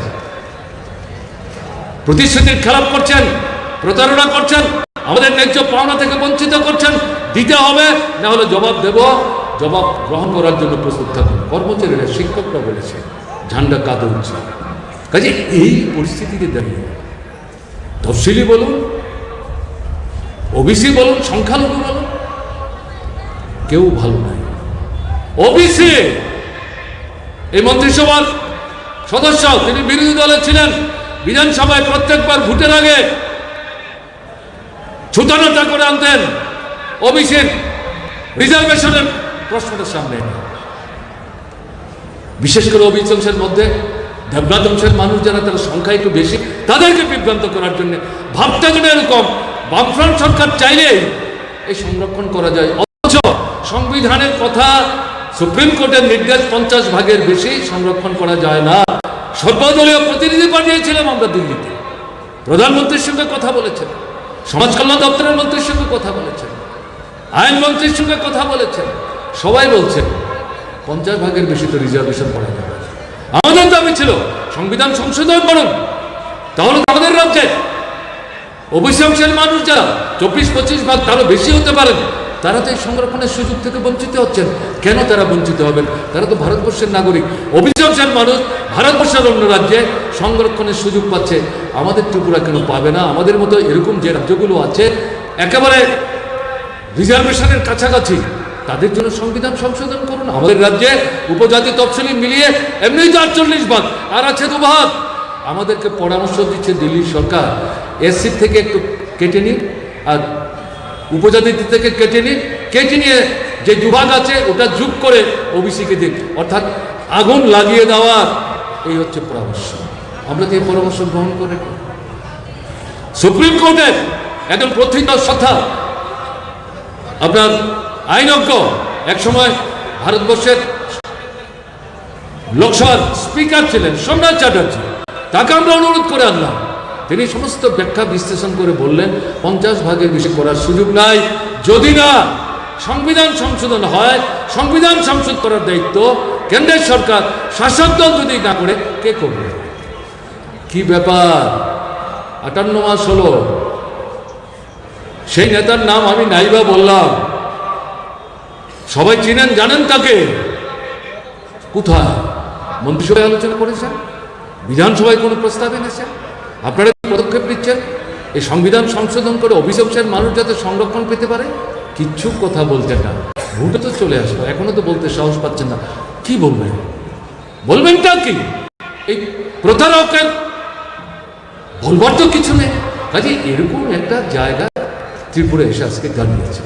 তাই আপনাদের কাছে যেটা আবেদন করবো, এ শুধু আপনারা আজকে যারা এই সমাবেশে এসছেন তাদের উদ্দেশ্যে বলছি না, সারা ত্রিপুরার মানুষের এই সরকার থাকবে, আপনার সমস্যার সমাধান হবে, অধিকার যেগুলো হরণ করেছে এগুলো ফিরে পাবেন। যদি মনে করেন ভুল করবেন, বেকারদের কাজের ধারাবাহিকতা বজায় রেখে সুযোগ সৃষ্টি করার জন্য, যারা চাকরি থেকে ছাঁটাই হচ্ছে তারা চাকরি ফিরে পাওয়ার জন্য এই যে 10,323 যাদের মুখের গ্রাস কেড়ে নিয়ে ছুঁড়ে ফেলে দিয়েছেন, 148 জন শিক্ষক জীবন দিয়েছেন, কেউ খবর নেয় না এই সরকারের। তাদের পরিবারগুলোর প্রতি দৃষ্টি দেওয়ার জন্য বামফ্রন্ট ছাড়া আর কেউ নজর দেবে মনে করেন? বিশ্বাস করার কোন সুযোগ নেই। স্কুলে মাস্টার নাই, হাসপাতালে ডাক্তার নাই, ওষুধ পাওয়া যায় না। এর থেকে নিস্তার পেতে গেলে পর বামফ্রন্ট ছাড়া বিকল্প কিছু আছে? বিকল্প নাই তো। শিক্ষক কেরানি কর্মচারী শুধু মাগ্গি ভাতা না, তার যে গণতান্ত্রিক অধিকার বলছেন আমার আগের বক্তাদের মধ্যে কেউ কোথায় বদলি এখন এই বিজেপি সরকারের ব্যবসা, বিশেষ করে শিক্ষা, বিদ্যুৎ, গ্রামোন্নয়ন এই দপ্তরগুলোতে যা অভিযোগ বদলি করে লক্ষ লক্ষ টাকার বিনিময়ে এটা স্থগিত করে, অথবা যাকে বদলি করা হলো তার সুবিধা মতো জায়গায় তাকে সেখানে যাবার ব্যবস্থা করে এই কাণ্ডটা করা হচ্ছে। চাকরি আছে 6 মাস 7 মাস, ঘরে মা ক্যান্সার রোগে আক্রান্ত শয্যাশায়ী দেখবার লোক নাই, এরকম লোকের পর্যন্ত বদলি করে দিচ্ছে। কি চলছে? তাহলে এই সমস্ত দিক থেকে যদি আপনি ন্যায্য অধিকার ফিরে পেতে চান, অনাদায়ী দাবিগুলো আদায় করতে চান, বামফ্রন্ট সরকার ছাড়া, বামফ্রন্ট ছাড়া আপনার পাশে কে দাঁড়াবে? এ তো বুঝতে হবে। তফসিলি অংশের মানুষ, উপজাতিদের কথা তো বললাম, তাদের স্বার্থগুলো সুরক্ষিত করবার জন্য কে দাঁড়াবে? এই যে 3টা আমরা বিশেষ সংস্থা তৈরি করেছিলাম ওবিসির জন্য, মুসলিমদের জন্য, তফসিলিদের জন্য, কোথায় টাকা লুট হচ্ছে, দুর্নীতির সাগরে ভাসছে এই সমস্ত জায়গায়। তো এগুলোকে আগের জায়গায় ফিরিয়ে এনে আরো টাকা দিয়ে এখান থেকে যারা আর্থিক সাহায্য নিয়ে নিজের পায়ে দাঁড়াবার চেষ্টা করছেন, কে করবে এগুলো? বামপন্থীরা ছাড়া এগুলো ভাবে কে? বামপন্থীরা ছাড়া এগুলো করবার দায়িত্ব কে নেবে? এটা তো বুঝতে হবে আপনাকে। তাই যদি হয়, ব্যবসায়ী বন্ধুরা, ছোট মাঝারি ব্যবসায়ী, মানুষের হাতে পয়সা নেই, পয়সা যদি না থাকে বাজারে কি করে যাবেন? কেনা বেচা যদি না হয় ব্যবসা বন্ধ হবে, বন্ধ হয়ে যাচ্ছে। এটাকে যদি আগের জায়গায় ফিরিয়ে আনতে হয় তাহলে এলাকার কাজ বাড়াতে হবে, টুয়েবের কাজ বাড়াতে হবে, সময় মতো মজুরি দিতে হবে, সঙ্গে উন্নয়ন দপ্তরের কাজ করতে হবে। বামফ্রন্ট সরকারের সময় কাজের কোনো অভাব ছিল না, অর্থনীতির মধ্যে একটা মৌলিক পরিবর্তন এসেছিল গ্রাম শহরে, সমস্ত কিছু শুকিয়ে যাচ্ছে। এটার পরিবর্তন আনতে গেলে পর বামপন্থী ফ্রন্ট ছাড়া কে পরিবর্তন আনবে? এই উপলব্ধি নিয়ে শুধু নিকম্মা সরকার, জনবিরোধী সরকার, মানুষের মধ্যে ক্ষোভ আছে, এটার উপর ভিত্তি করে যদি আমরা বসে থাকি তাহলে চলবে না। তাকে সংহত করতে হবে, তাকে সম্মিলিত করতে হবে। এখন যারা ঘর থেকে বেরোচ্ছেন না তাদেরকে রাস্তায় আনতে হবে। এখন প্রশ্ন কে ভোট দিতে পারবো কি? কেন আপনি ভোট দিতে পারবেন? পঞ্চায়েতের ভোট, নগরের ভোট, এমনকি লোকসভার ভোট, এবং তারপরে 4টা বিধানসভার উপনির্বাচনের ভোট। একটা অংশ সাহস করে ভোট দেওয়ার চেষ্টা করেছেন, বাধাপ্রাপ্ত হয়েছেন। একটা অংশ মনে করেছে এগুলোতে গিয়ে কেন ঝুঁকি নেব, এই ভোটেতে এই সরকারটা পাল্টাবে না, একটু অপেক্ষা করো। সেই অপেক্ষা করার সময় তো শেষ, 23-এ তো নির্বাচন। এই নির্বাচন মানে কি? এই নিকম্মা সরকার, জনবিরোধী সরকার, দুশ্মন সরকার, ফ্যাসিস্ট লোক ভাবনা নিয়ে চলছে যে আপনার ভোটের অধিকার যারা লুণ্ঠন করছে, দুর্নীতিতে তারা হাবুডুবু খাচ্ছে, এদেরকে উচ্ছেদ করার সুযোগ।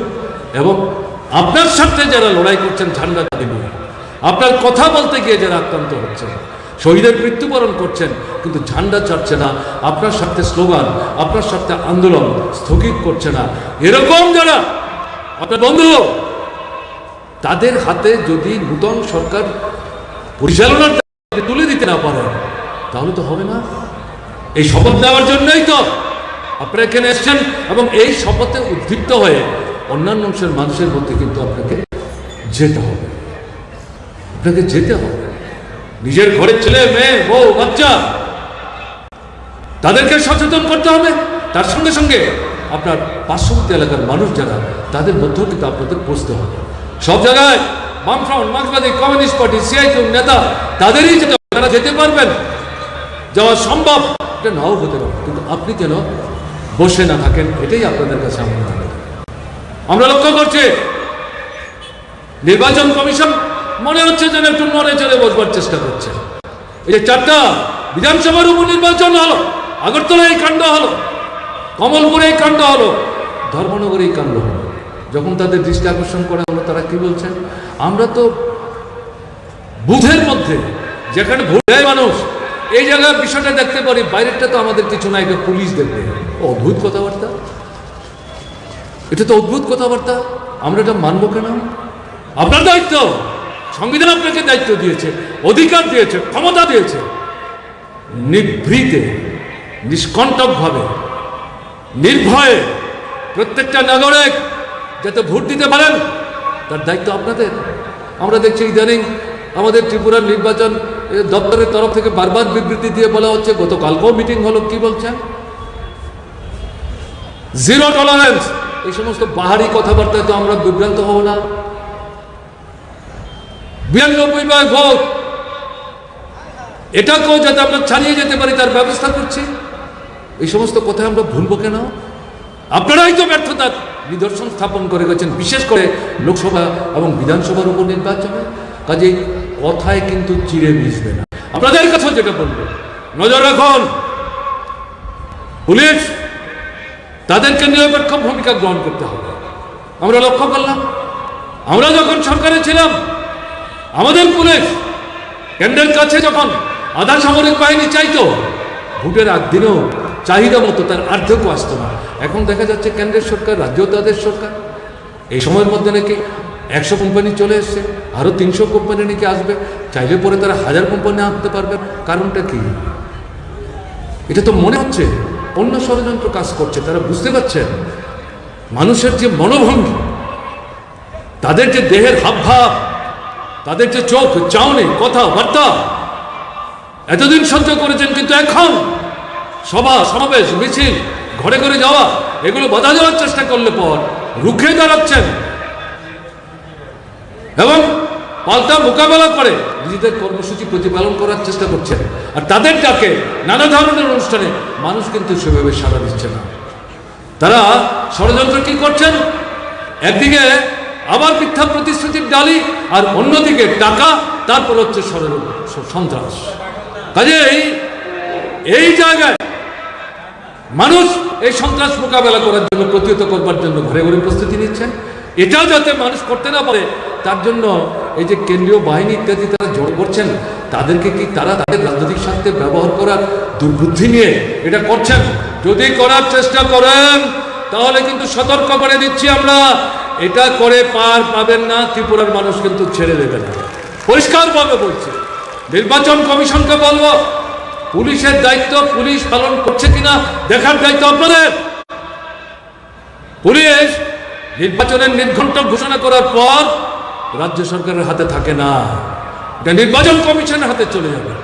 কেন্দ্রীয় সরকার একজন উচ্চ পদাধিকারী পুলিশের কর্মীকে পাঠাবেন, নির্বাচন কমিশনের সাথে কথা বলে এই ত্রিপুরা পুলিশ নিরাপত্তা বাহিনীকে তারা কিন্তু পরিচালনা করবে। দেখভাল কে করবে? নির্বাচন কমিশন, রাজ্যের নির্বাচন কমিশন, যারা সর্বভারতীয় কমিশনের প্রতিনিধি হিসেবে কাজ করছেন।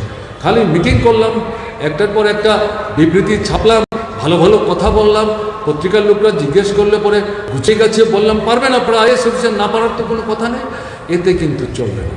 কাজেই এই 58 মাসের যে তিক্ত অভিজ্ঞতা, তার ভিত্তিতে দাঁড়িয়ে বলছি, আপনাদের ভূমিকা আপনাদের পালন করতে হবে। আপনাদের কাছে আবেদন করব, তাদেরকে তাদের ভূমিকা পালন করতে বাধ্য করার জন্য জনগণকে ঐক্যবদ্ধ করে আপনার প্রচার আন্দোলন যেমন চলবে, মানুষের ঘরে ঘরে যেমন যাবেন, এরা যাতে উল্টোপাল্টা কাজ করতে না পারে, আপনার অধিকার ছিনিয়ে নেওয়ার যারা চক্রান্ত করছে তারা যাতে তাতে সফল হতে না পারে, এরা যাতে ঠিকভাবে কাজ করে, তাদের উপর কিন্তু চাপ রাখতে হবে, নজরদারি রাখতে হবে, চোখ কান খোলা রাখতে হবে। তাদেরকে হুঁশিয়ার করে বলতে হবে, দায়িত্ব পালন করুন, না হলে আপনাদের ছাড়া হবে না। এই দৃষ্টিভঙ্গি নিয়ে আপনাদের ফিরে যেতে হবে। পরিস্থিতি যা, এই সরকারের ফিরে আসার কোনো সম্ভাবনা নেই। কেন বলছি? এই যে 50% ভোট পেয়েছেন, তার মধ্যে উল্লেখযোগ্য অংশ ছিল উপজাতি ভোট। আইপিএফের দলতে, আইপিএফতে এখন শূন্যের কোঠায় চলে এসছে, তাদের বাক্স খালি করে দিয়ে চলে গেছে অন্য দলে। অনুপজাতিদের মধ্যে যারা বড় অংশের ভোট পেতে সাহায্য করেছেন, কংগ্রেস তৃণমূল থেকে দল ছাড়ি দিয়ে গিয়ে বিজেপিতে জড়ো হয়ে জিততে সাহায্য করেছেন, তাদের যে নেতৃত্ব, তারাও তো বিজেপি ছেড়ে দিয়ে তাদের পুরনো দলে ফিরে আসছেন। তাদের কথায় সেদিন বামফ্রন্টকে হটাবার জন্য বিজেপিকে যারা ভোট দিয়েছিলেন না বুঝে, গভীরে না গিয়ে, তাদের একটা বড় অংশ ফিরে আসতে শুরু করেছেন। তাহলে কোন শক্তির জুড়ে আপনি জিতবেন? কোথায় আপনার ভোট? ভোট নাই তো। এরকম জায়গায় এরা ভীত, সন্ত্রস্ত, শঙ্কিত। ভয় ত্রিপুরার সাধারণ মানুষের পাওয়ার কিন্তু কোনো কারণ নেই। আমি আগেই বলেছি, 40-45 ভাগ মানুষকে তারা বিভ্রান্ত করতে পারেননি। ভোটের পর এবং সরকার আসার পর নানা প্রলোভন দেখে তারা একটা ছোট্ট অংশকে হয়তো সাময়িকের জন্য বিভ্রান্ত করেছিলেন, তারাও বুঝতে পারছে। আর যারা ভোট দিয়েছিলেন তাদের উল্লেখযোগ্য অংশ উপজাতি, অনুপজাতি, তারা তো বুঝতে পেরে তাদের ছেড়ে দিয়ে চলে আসতে শুরু করেছেন। কাজে এরকম যে একটা পরিস্থিতি, এই পরিস্থিতিকে সংহত করবার জন্য আপনাদের গুরুত্বপূর্ণ ভূমিকা নিতে হবে। বিশেষ করে আজকে এই সমাবেশের যারা আয়োজন করলেন, শ্রমিক শ্রেণীর শ্রমজীবী অংশের মানুষ, আপনাদের এখানে ঐতিহাসিক দায়িত্ব পালন করতে হবে। সামনের সারিতে থাকবে। আপনি বিশ্ববিদ্যালয়ের ডিগ্রিধারী কিনা, বড় পদে চাকরি করেন কিনা, এটা ব্যাপার না। আপনার জীবনের অভিজ্ঞতায় অনেকের চাইতে আপনাকে সুশিক্ষিত হতে সাহায্য করেছে। কাজে এরকম জায়গায় দাঁড়িয়ে আপনাকে গুরুত্বপূর্ণ ভূমিকা নিতে হবে। ভোটের অধিকার, আমার ভোট আমি দেবো, কাকে দেবো না আমি ঠিক করবো, এই অধিকার আর হরণ করতে দেব না। রুখে দাঁড়াবো, রুখে দাঁড়াতে হবে, মানুষকে ঐক্যবদ্ধ করে এই বার্তা নিয়ে কিন্তু আপনাদের ছুটতে হবে সারা ত্রিপুরা। তাহলে এই দুশ্মন, জনবিরোধী, ফ্যাসিস্ট ভাবনা নিয়ে যে সরকারটা চলছে, একে হটিয়ে আপনাদের সাথে যারা লড়াই করে, এরকম শক্তিকে জয়যুক্ত করে তাদের হাতে ক্ষমতা তুলে দিয়ে রাজ্যে জনদরদি বিকল্প দৃষ্টিভঙ্গি, বিকল্প কর্মসূচি হাতে নিয়ে কাজ করতে পারার মতো একটা সরকার আনাকে সুনিশ্চিত করবার ক্ষেত্রে আপনারা ভূমিকা নেবেন, এই উদাত্ত আহ্বান আপনাদের কাছে রেখে অন্যরা কথা বলেছেন, আমার কথাও আমি আপনাদের সামনে রাখলাম, আমাকে বলবার সুযোগ দিলেন, তার জন্য আপনাদের সকলের প্রতি আন্তরিকভাবে কৃতজ্ঞতা প্রকাশ করে আমি আমার কথা বলা শেষ করছি। ভালো থাকবেন, আমার নমস্কার নেবেন।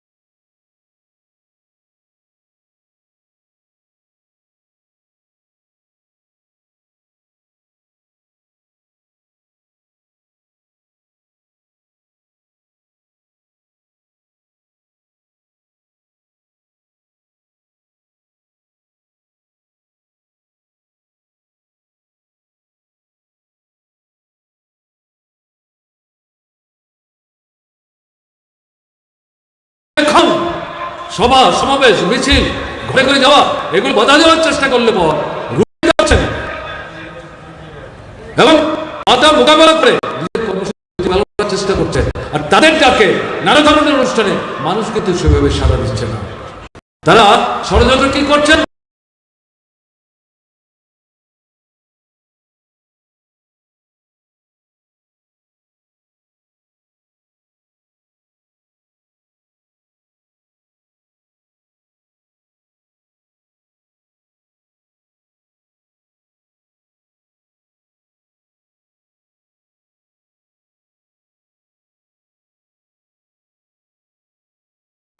মানবিক দৃষ্টি চলে একজন আইন নিয়েছিলাম কোনো আশ্রমী প্রকাশ্যে এই কথা বলছি, ওনার কাছে যখন আমরা গেলাম সমস্ত ভুলে বললাম, সেনাবাহিনীর প্রতিবাদ করেছি, বিক্ষোভ সংগঠিত করেছি, যিনি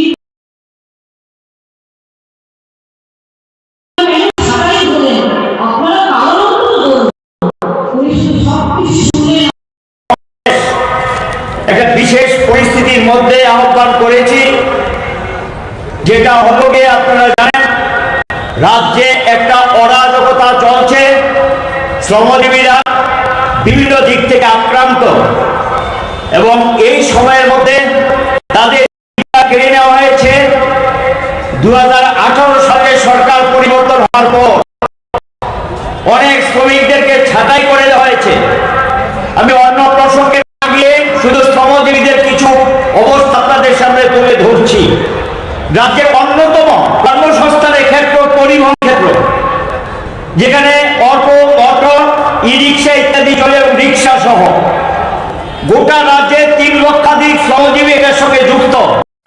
আমাদের কাছে যা হিসাব, পেট্রোল ডিজেলের দাম বেড়েছে, মানুষের আয় উৎপাদন কমেছে, যাত্রী সংখ্যা কমেছে এবং তার সঙ্গে মানুষের ব্যবহারযোগ্য আর্থিক রোজগার না থাকে সেইভাবে পণ্য যেভাবে আগে আসতো সেটা আসছে না।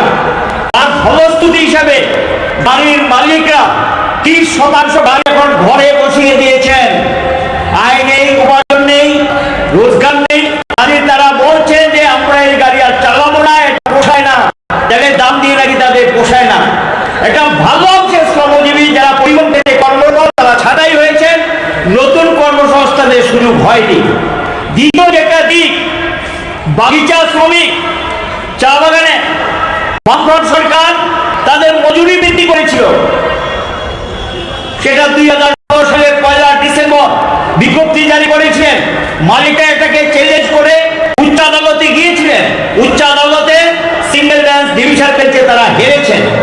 কাজে এরপর তো কোনো বাধা থাকার কথা না।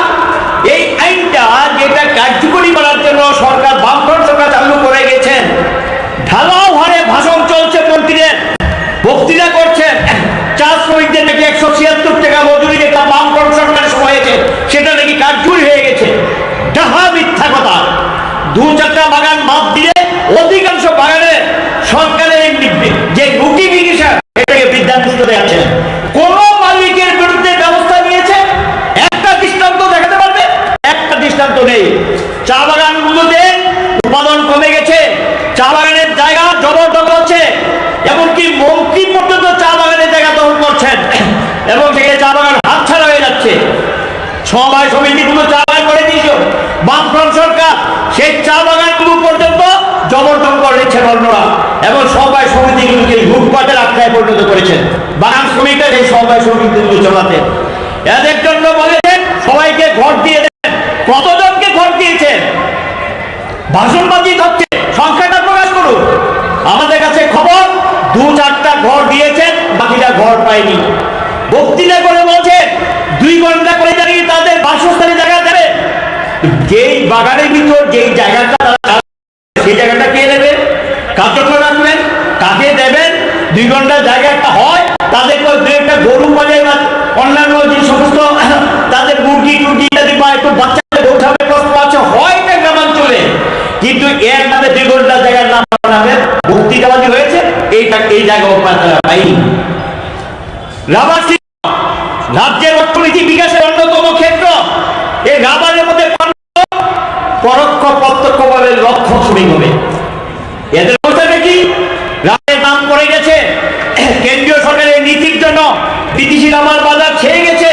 আর আমাদের দেশের যারা রাবার চাষী তারাও বিপন্ন, এবং টেপিং এর কাজে যারা যুক্ত শ্রমজীবীরা তাদের ভালো অংশে এখন মজুরি পায় না, মজুরি দিতে পারছেন না।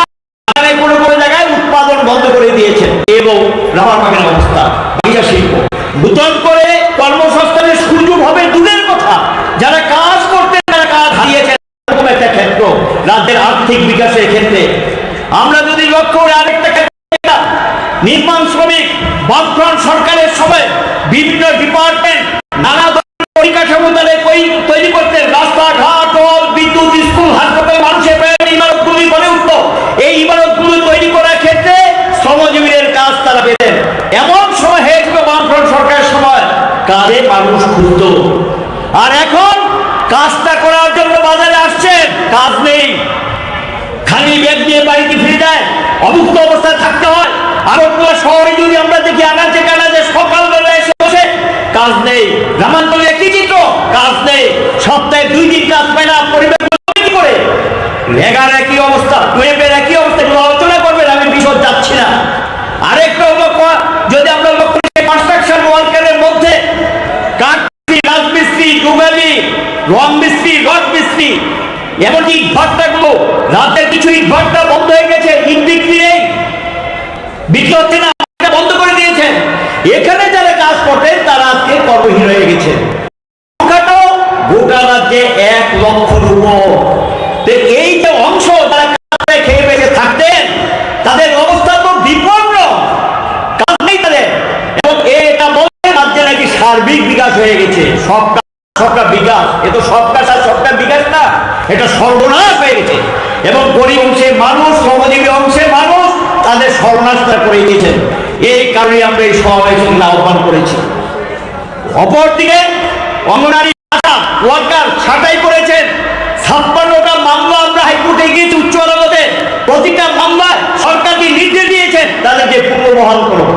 তাদের অপরাধ তারা সিআইডিও করেন, এই কারণে এই অপরাধে তাদেরকে ছাঁটাই করা হয়েছে। এই পরিস্থিতি চলছে এবং সেখানে 40,000-এর মতো মিড ডে মিল ওয়ার্কার সব কাজ করেন। নামটা ওয়াস্তে কয়েকটা টাকা বাড়িয়েছেন, এটা কিছুই না, লোক দেখানো। 5টা বছর বামফ্রন্ট সরকার যখন ডিএ রিলিজ করতেন, ডিএর সঙ্গে তখন তাদেরকে একটা লামসাম টাকা দিতেন। সব সময় আমরা দেখেছি বছরে 2 বার রিলিজ করতেন। গত বছর আপনারা এই যে সেক্টর অঙ্গনারী মিড ডে মিল আসা, তাদের জন্য কোনো 1 পয়সা বাড়াননি। বছরে এসছে সামান্য কয়েকটা টাকা বাড়িয়ে এখন বাহবা দিচ্ছেন, বাহবা নেওয়ার চেষ্টা করছেন। এগুলো বুঝে আপনারা তাদেরকে কোভিডের পিরিয়ডে কি না করিয়েছেন, তাদেরকে যে সব কাজ করিয়েছেন, আর তার বিনিময়ে পেয়েছে অবহেলা, তার বিনিময়ে পেয়েছে ধিক্কার। কর্মস্থলে মা বোনদের সঙ্গে যে ব্যবহার করা হয়, কোন মানুষ মানুষের সঙ্গে এই ধরনের ব্যবহার করতে পারে ভাবা যায় না। মূল্যবৃদ্ধি 24টা ক্ষেত্রে বামফ্রন্ট সরকার মজুরি বৃদ্ধি করেছিলেন এবং মজুরি নির্ধারণ করেছিলেন শ্রমজীবীদের জন্য। সেই 24টা ক্ষেত্রে মিনিমাম ওয়েজ, ন্যূনতম মজুরি যেটা না দিলে না হয়, সেই মজুরি পর্যন্ত পুনর্নির্ধারণ করেনি। প্রাইস ইন্ডেক্স করে 6 মাস পর পর ভিডিএর মাধ্যমে এটা বৃদ্ধি করা হতো, এই এখন নেই। এই ভোটের আগে কয়েকটা সেক্টরে মজুরি বৃদ্ধি ঘোষণা করেছেন, আদৌ সেটা কার্যকরী হবে কিনা আমাদের যথেষ্ট সন্দেহ আছে। মজুরি কমে গেছে। এর আগে খারাপ দিক কোথায় জিনিসপত্রের দাম ভাবতে পারেন, 100 টাকা 1 লিটার কেরোসিন, প্রত্যেকটা জিনিসের দাম বেড়ে গেছে, নাবিশ্বাস হয়ে গেছে। যে মজুরি পায় সে মজুরি তার চিনিতে চাল গমই তো কিনতে পারেন না, অন্য জিনিস কিনবে তো দূরের কথা। এই পরিস্থিতি তৈরি হয়েছে। আমরা চাই এর একটা অবসান হওয়া দরকার, এবং এই অবসান ঘটানোর জন্য লড়াই, এই অবসান ঘটানোর জন্য সংগ্রাম, এই লড়াই সংগ্রাম আমরা শুরু করেছি। এর সঙ্গে পাল্লা দিয়ে আমরা লক্ষ্য করছি যারা শিক্ষক কর্মচারী, তাদের প্রতি মানুষের আচরণ। একজন দায়িত্বপূর্ণ লোক যিনি বিধানসভার দায়িত্বে আছেন, বিধানসভা পরিচালনা করেন, উপাধ্যক্ষ মহোদয়, তিনি বলছেন হাড্ডি ভেঙে দেবে। কি ব্যাপার? ওরা কি মানুষ না? তাদের আত্মসম্মান নেই?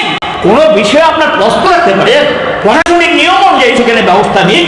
যদি কোনো বক্তব্য থাকে তারা বলে হাড্ডি ভেঙে দিন প্রকাশে। এটা কি? শ্রমজীবীদের এবং যারা শিক্ষক কর্মচারী তাদেরকে অসম্মান করা, তাদের আত্মসম্মানে আঘাত করা হয় না? আরো দুইজন মন্ত্রী বলছেন এরা নাকি কাঁদি করে। এই রাজ্যটাদের তৈরি হয়েছে, চাই কিছু হয়েছে বামফ্রন্ট সরকারের সময় থেকে। শিক্ষক কর্মচারীদের কোনো ভূমিকা নেই, আলপথ ভূমিকা আছে, রাজ্যটা হাওয়ায় গড়ে উঠিনি। তারপরে সেখানে একটা বিরাট ভূমিকা আছে রাজ্যটাকে গড়ে তোলার প্রশ্নে। ওরা যদি কাঁদি না করতেন তাহলে কি করে রাজ্যটা গড়ে উঠেছে? এটা শিক্ষক কর্মচারীদের সঙ্গে অসম্মান করা, অশ্রদ্ধা করা, অবজ্ঞা করা, তাদের আত্মসম্মানে আঘাত করা। কিছু বলতে গেলেই ট্রান্সফার, বদলি যেমন একটা শখে পরিণত হয়েছে। কাউকে কাউকে 5 পা 6 পা, এই মহকুমা থেকে সেই মহকুমা, এই জেলা থেকে সেই জেলা 5 থেকে 6 বার ট্রান্সফার করেছেন। কি ব্যাপার?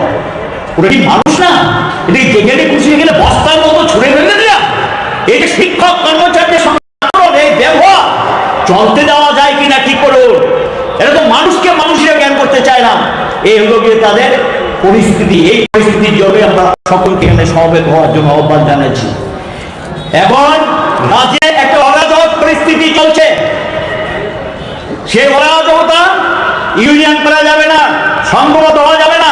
বামফ্রন্ট সরকার লড়াইয়ের মধ্য দিয়ে আমরা আদায় করেছি, বামফ্রন্ট সরকার সেটাকে সম্মান দিয়েছে। সংগঠিত হও, অন্যায় প্রতিবাদ করো, ইউনিয়ন করো, বক্তব্য থাকলে প্রকাশ্যে বলো। এই অধিকার বামফ্রন্ট সরকার গরিবদেরকে দিয়েছে। সম্মান মর্যাদা যেটা টাকার অঙ্কে পাওয়া যায় না। আজকের সরকার সে সম্মান ইজ্জত মর্যাদা আঘাত করেছে এবং শ্রমজীবীদের যে সম্মান মর্যাদা আঘাত করে তাদের অধিকার কেড়ে নিয়েছে। আমরা সেই অধিকার ফেরত চাই। আমি স্বাধীনভাবে চলবো, স্বাধীনভাবে কাজ করবো, স্বাধীনভাবে মতামত প্রকাশ করবো, স্বাধীনভাবে জীবন যাপন করবো। এই যে সংগঠনের করার যে অধিকার, সংবিধান স্বীকৃত অধিকার, এই অধিকার তারা কেড়ে নিয়েছে। এই অধিকার আমরা ফেরত চাই। সোজা যিনি যেটা বলতে চাই, গোটা ভারতবর্ষের শ্রমজীবীদের লড়াই মধ্য দিয়ে যারা দেশটাকে বিক্রি করে দিচ্ছেন, রাজ্যটাকে সর্বনাশ করে দিয়েছেন, একই দলের সরকার যেটাকে ডাবল ইঞ্জিনের সরকার বলছেন, এটা দ্বিগুণ ভাবে তাদেরকে শেষ করছেন, শ্রমজীবীদের পিছিয়ে মারছেন। এর থেকে যদি রক্ষা পেতে হয় আমাদের ঐক্যবদ্ধ হবে, সংঘবদ্ধ হবে। যেই নীতিতে বেকার বাড়ায়, যেই নীতিতে শ্রমিকদের কাজ কেড়ে নেয়, যেই নীতিতে মজুরি কমায়, যে বিপন্ন হয়, যেই নীতির জন্য শ্রমিকদের অমুক্ত থাকতে হয়, শ্রমজীবীদের অমুক্ত থাকতে হয়, অমুক্ত থাকতে হয়, সেই নীতির পরিবর্তন চাই। বিজেপি এই নীতি গোটা দেশে লাগু করেছে। আমাদের রাজ্য সেটা লাগু করেছে। এই নীতির পরিবর্তনের সংগ্রাম সারা দেশে চলছে। দেশব্যাপী অনেকগুলো ধর্মঘট হয়েছে, দেশব্যাপী ধর্মঘট হয়েছে এবং আরো ধর্মঘটের জন্য তৈরি হচ্ছে। কৃষকরা আক্রান্ত, আমাদের পাশের বন্ধু কৃষক, শ্রমিক এবং কৃষকের মধ্যে ঐক্য গড়ে উঠেছে। এই ঐক্যই আগামী দিনে দিশা দেখাবে, পরিবর্তনের লড়াইকে শক্তিশালী করবে।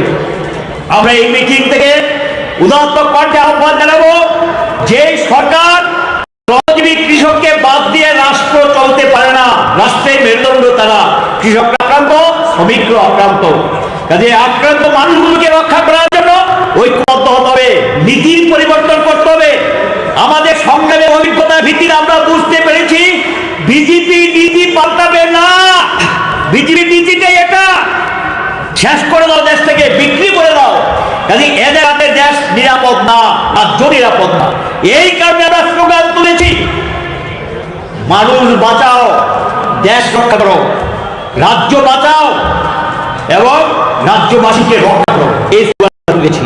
এই স্লোগানটা আহ্বান রেখেই আমরা এই জনজমায়েতের আয়োজন করেছি। ওরা সমস্ত কাঠামোগুলো ভেঙে দিয়েছে, রাজনৈতিক কাঠামো থেকে শুরু করে যে কাঠামোগুলো আছে, আর্থিক কাঠামো তো তছনছ করে দিয়েছেন। মেরুদণ্ড নিয়ে দাঁড়াতে পারবেন যে জায়গায় দেশ থেকে পৌঁছে দিয়েছেন। এর হাত থেকে নিষ্কৃতি পাওয়ার জন্য সংঘবদ্ধ সংগ্রাম ছাড়া বিকল্প নেই। বিকল্প কর্মসূচি একটাই, যেটা ত্রিপুরার অভিজ্ঞতা বলছে।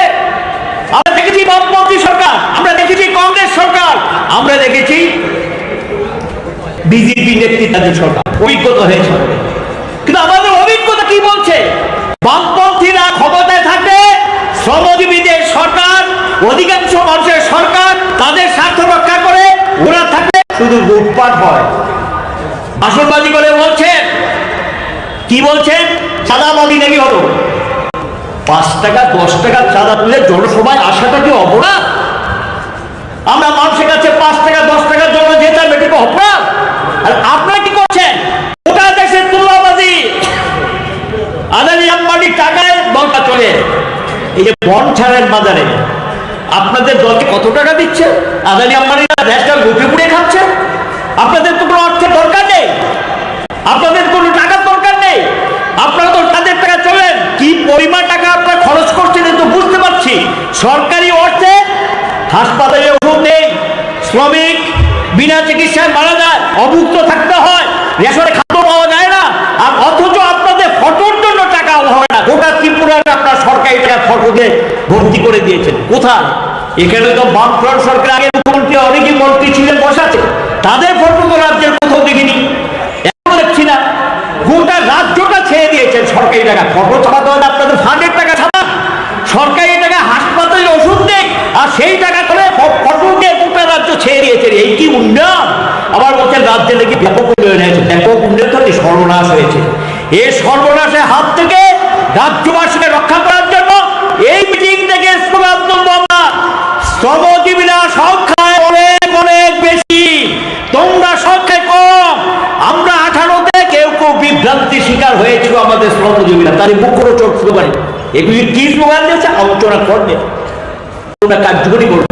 আবার এসছে সে একই কথা বলে গরিবদের ভোট আদায় করার জন্য। এই জায়গাটা অভিজ্ঞতার ভিত্তিতে টাকার বিনিময়ে বাজারে লাউ কুমড়া বিক্রি হয়, টাকার বিনিময়ে হতে পারে গরিব, তাদের সম্মান আছে, তাদের মর্যাদা আছে, তাদের ইজ্জত আছে। টাকার বিনিময়ে মানুষ কেনা যাবে না। মানুষ তার অভিজ্ঞতার ভিত্তিতে আবার বামফ্রন্ট সরকার এখানে প্রতিষ্ঠিত করবেন, বামপন্থীকে ফিরিয়ে আনবেন। এই বিশ্বাস এবং আস্থা আছে। ফিরে যান, সকল অংশের শ্রমজীবীদের সঙ্গে যুক্ত করে। একটা অংশ বিভ্রান্তি শিকার আমরা লক্ষ্য করব। আজকে একটা মিটিং দেখেছি, এর আগেও বামপন্থীদের মিটিংয়ে গাড়ি দেন। এর যে বামফ্রন্ট সরকার ছিল বলতে পারবে যে কেউ গাড়ি দেওয়া হয়নি, গাড়ি বন্ধ করে দিয়েছে। ঠিক আছে, গাড়ি দেবেন না, দিচ্ছেন না, এটা করা উচিত না, অন্যায়, এটা করতে পারেন না।